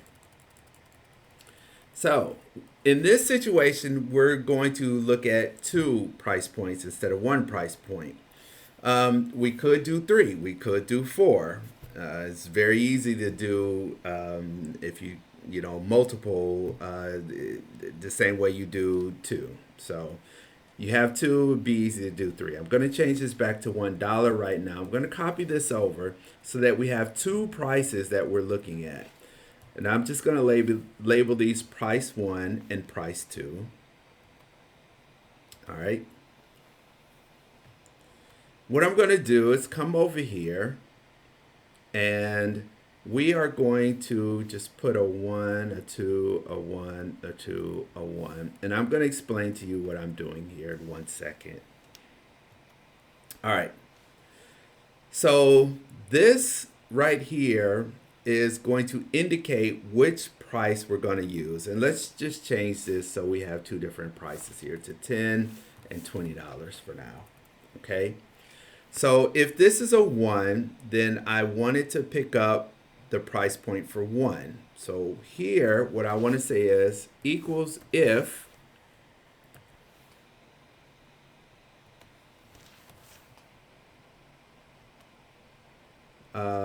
you can't see it, but underneath, if it's equal to 1, then give me this price. I'm going to lock that in. Else, give me this. All right. And this is dollar amount, so I'm just going to change that to dollar. Okay, so if I change this to a 2, it changes to $20. If I change this to a 1, it changes to $10. Okay, so it's working correctly. Now I want this to happen for each one of these. So I should be able to copy this across. This didn't work right. And let's see what happened. Oh, I didn't lock this in place here. All right, let's go back over here and make sure to lock this in place. If I can hit the right. And F4 if you have a Mac, I'm not sure what it is, but if you have a PC, F4, you could just toggle through your F4s to get the various ways to lock in the cells. Okay, let's copy this across again and see if it's working now. So it looks like it's working.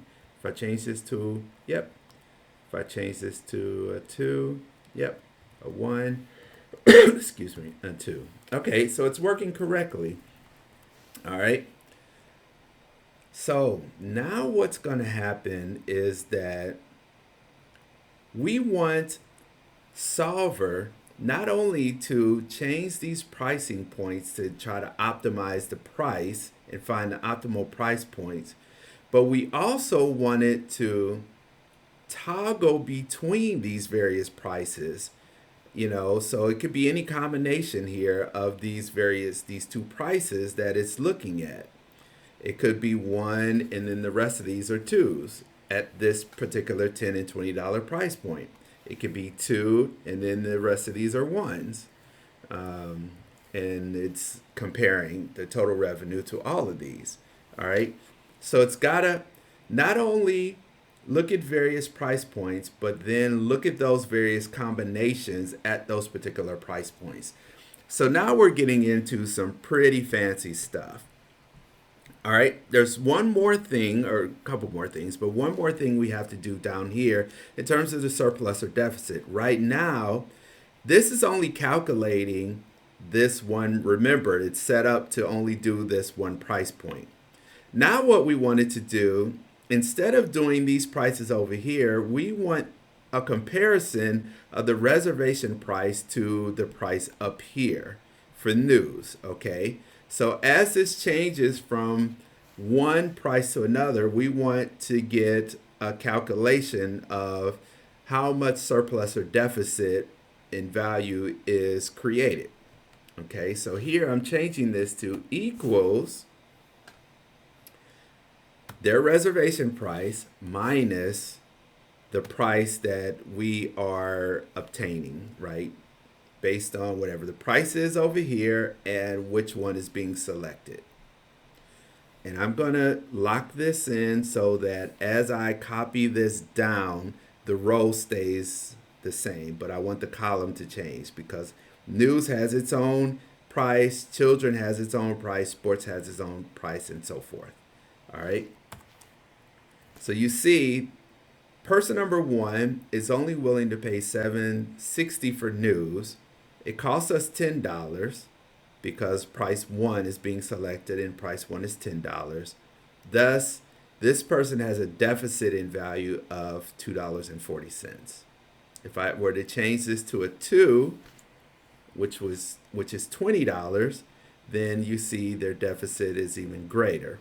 Now, if I were to change these price points to a 5 and let's say $10, and I change this back to a 1, now we see that, hey, at $5, this person would actually purchase this. Okay?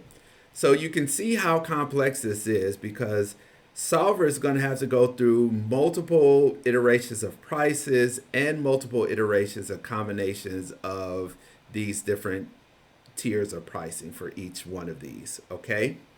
So I'm going to copy this across. Let's make sure this is working correctly. Let's change this to 2. Yes, it looks like it's working correctly. Change this to 2. Everything looks like it's working fine.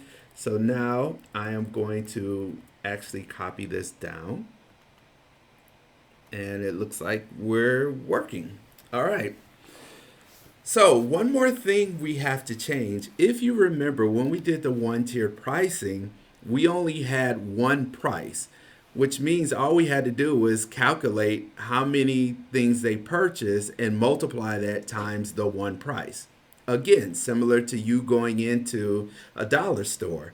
However many items you pick up, you just multiply that times $1 and you know how much revenue. But in this case, we have 2 price points. So I can't simply just count up how many items you have and multiply that times one price. Now I have to discriminate. how many of one particular item did you buy compared to how many of another particular item did you buy? All right. So the way we're going to do this, I'm going to just get rid of these two columns because we're going to do this a little bit differently. And really, this is going to help us also in terms of our reporting as well. So what I'm going to do is I am going to, let's see how we can do this. I'm going to add another row in here, insert a row, just move everything down, okay?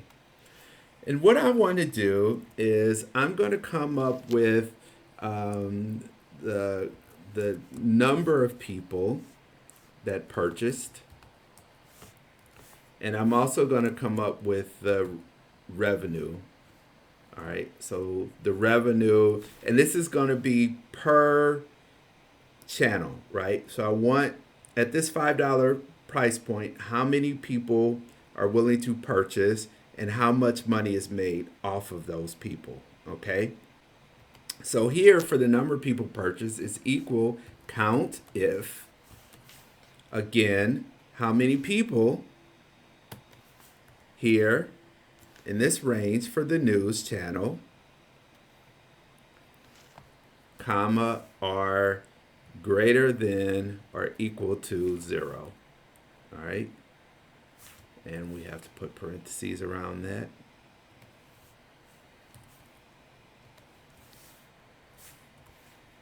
So right now at $5, 84 people would be willing to purchase the news channel.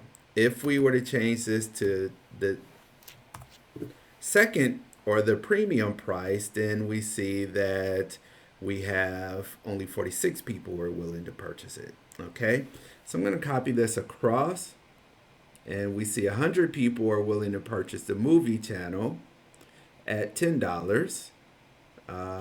And of course, I don't know, yeah, 100 people. I think we only have 100 people here anyway. Yep, we have 100 people. So they're willing to purchase at $10 or they're willing to purchase at either one of these prices because all of them have a higher valuation in terms of their reservation price. Okay. Now what we can do is multiply this purchase, how many were purchased at this price point, to come up with the total revenue for the news. So equals number of people purchased times what was charged to those people. And so 46 people paying $10, we would make $460 off of the news channel if we charged $10. Now, if I were to toggle this back to $5, we have more people purchasing. So we have 84 people purchasing at $5, but we're actually not making as much. We're only making $420 here versus the $460 before. All right. So now I can copy this across, and we can see how much we make off of each individual channel. All right, the number of people that purchase and how much we made. So now we have how much each one is we're charging for each one. Again, these are arbitrary price points. Let me change this. Okay, these are arbitrary price points. We're going to let Solver come up with the price points that we should use. But this would be the prices that were identified. This would be the number of people that purchase at those specific prices. And then this would be the total revenue. And so what we want to do here now is sum this up here. All right. So now we have the total sum, total revenue. Okay. So now we can go back into sum. All right, so now that we have everything set up, we can go and try to figure out which one, figure out what the best basic and premium price would be, which one of these products or offerings would be offered at which price point, how many people would purchase those, and what their revenue would be. All right, so we're going to go into Solver, and there are a couple things that we're going to have to change in Solver. For one, it's still going to be total revenue. That doesn't change. We do have to change our variable. If you still only have one in there, then you need to extend that, because we need now for both of these to for Solver to try to find both price points. But we also need to toggle between 1 and 2 here. All right, so we need Solver to go between those two price points to compare the two for each offering. Here, in terms of we want to have both of our, we want to make sure we have both prices, and we could keep this at $100. That's what we have for the one tier. I don't imagine that any one of these has a valuation over $100 for any one of the channels, so we could leave that in there.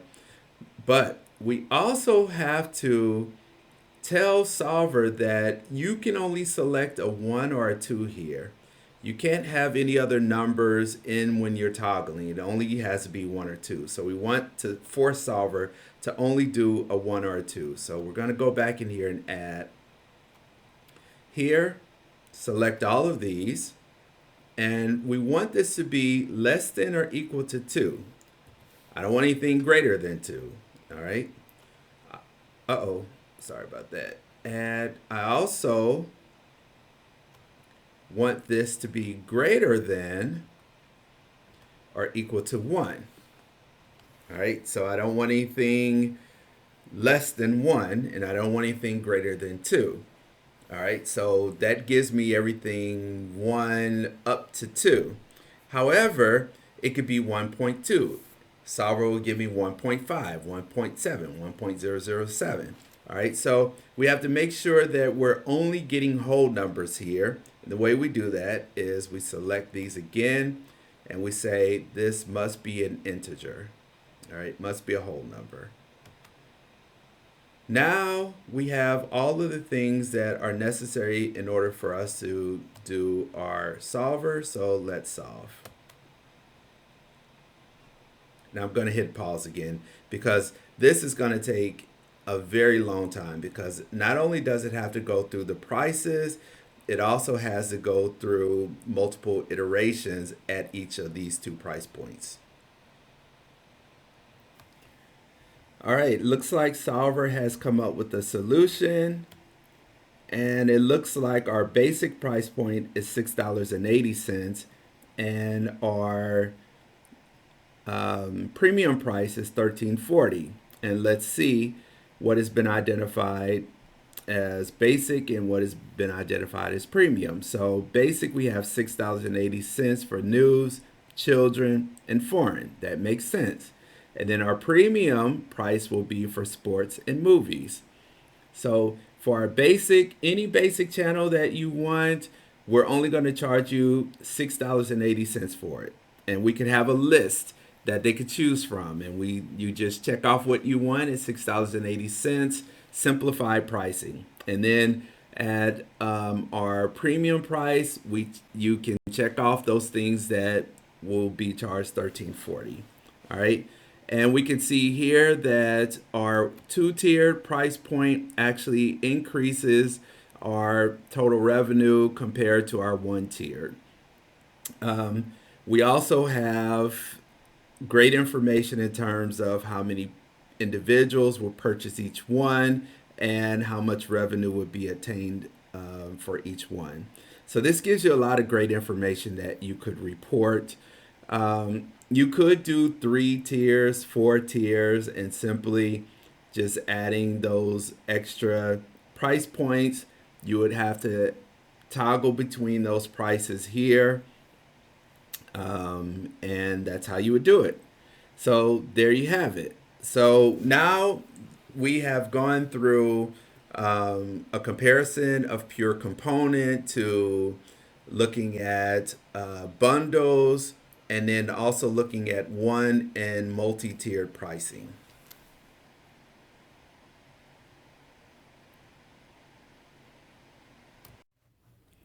So now that you've looked at how we actually do this marketing analytical procedure, and we've discussed kind of the theory behind bundle pricing, I just want to sum this up with a few takeaways. The first one is that bundling is effective because it does a great job of capturing perceived value, especially when we have that negative correlation value of offerings that are relatable to each other. So when we say negative correlation, again, it's where people will choose one product and they find really high value for that one, but not so much for a second one, even though they're willing to pay for it. And that could be the case, especially across multiple customers in your segment who have these various price points, and it's hard to capture all of them separately. So, bundle pricing might be able to capture all of those reserve prices a little bit better than doing something like the middle or the high or average or things like that. Also, bundle pricing improves profitability, and we demonstrated that earlier in the slides where I showed you middle, high, and low pricing versus bundle pricing. And really, this is done because what it's doing is it's transferring that customer surplus that you might see them capturing in one area and be able to supplement another category of the offering, another component of the bundle where they may actually be perceived to be paying more than they would, but because they have surplus from another product and they transfer that over, they see the value in the bundle that they may not have otherwise seen from each individual component. And the third one is the idea of just reducing inefficiency. And this efficiency really is captured in a lot of ways. So, from the standpoint of the customer, again, it gives them an easier way to kind of look at all of the value that's captured in all of these various components, but in one particular offering. If they were to try to mix and match and compare multiple offerings, that could be a lot more taxing than just providing them with a bundle. So it creates efficiency that way. We've already seen that it can create just efficiency in terms of capturing the value itself. But from the standpoint of the person that's actually offering the bundle, efficiencies are captured in other ways. So you can package things together, you can distribute them together, you can have promotion of these products together instead of looking at each individual component separately and trying to do these tasks individually for those.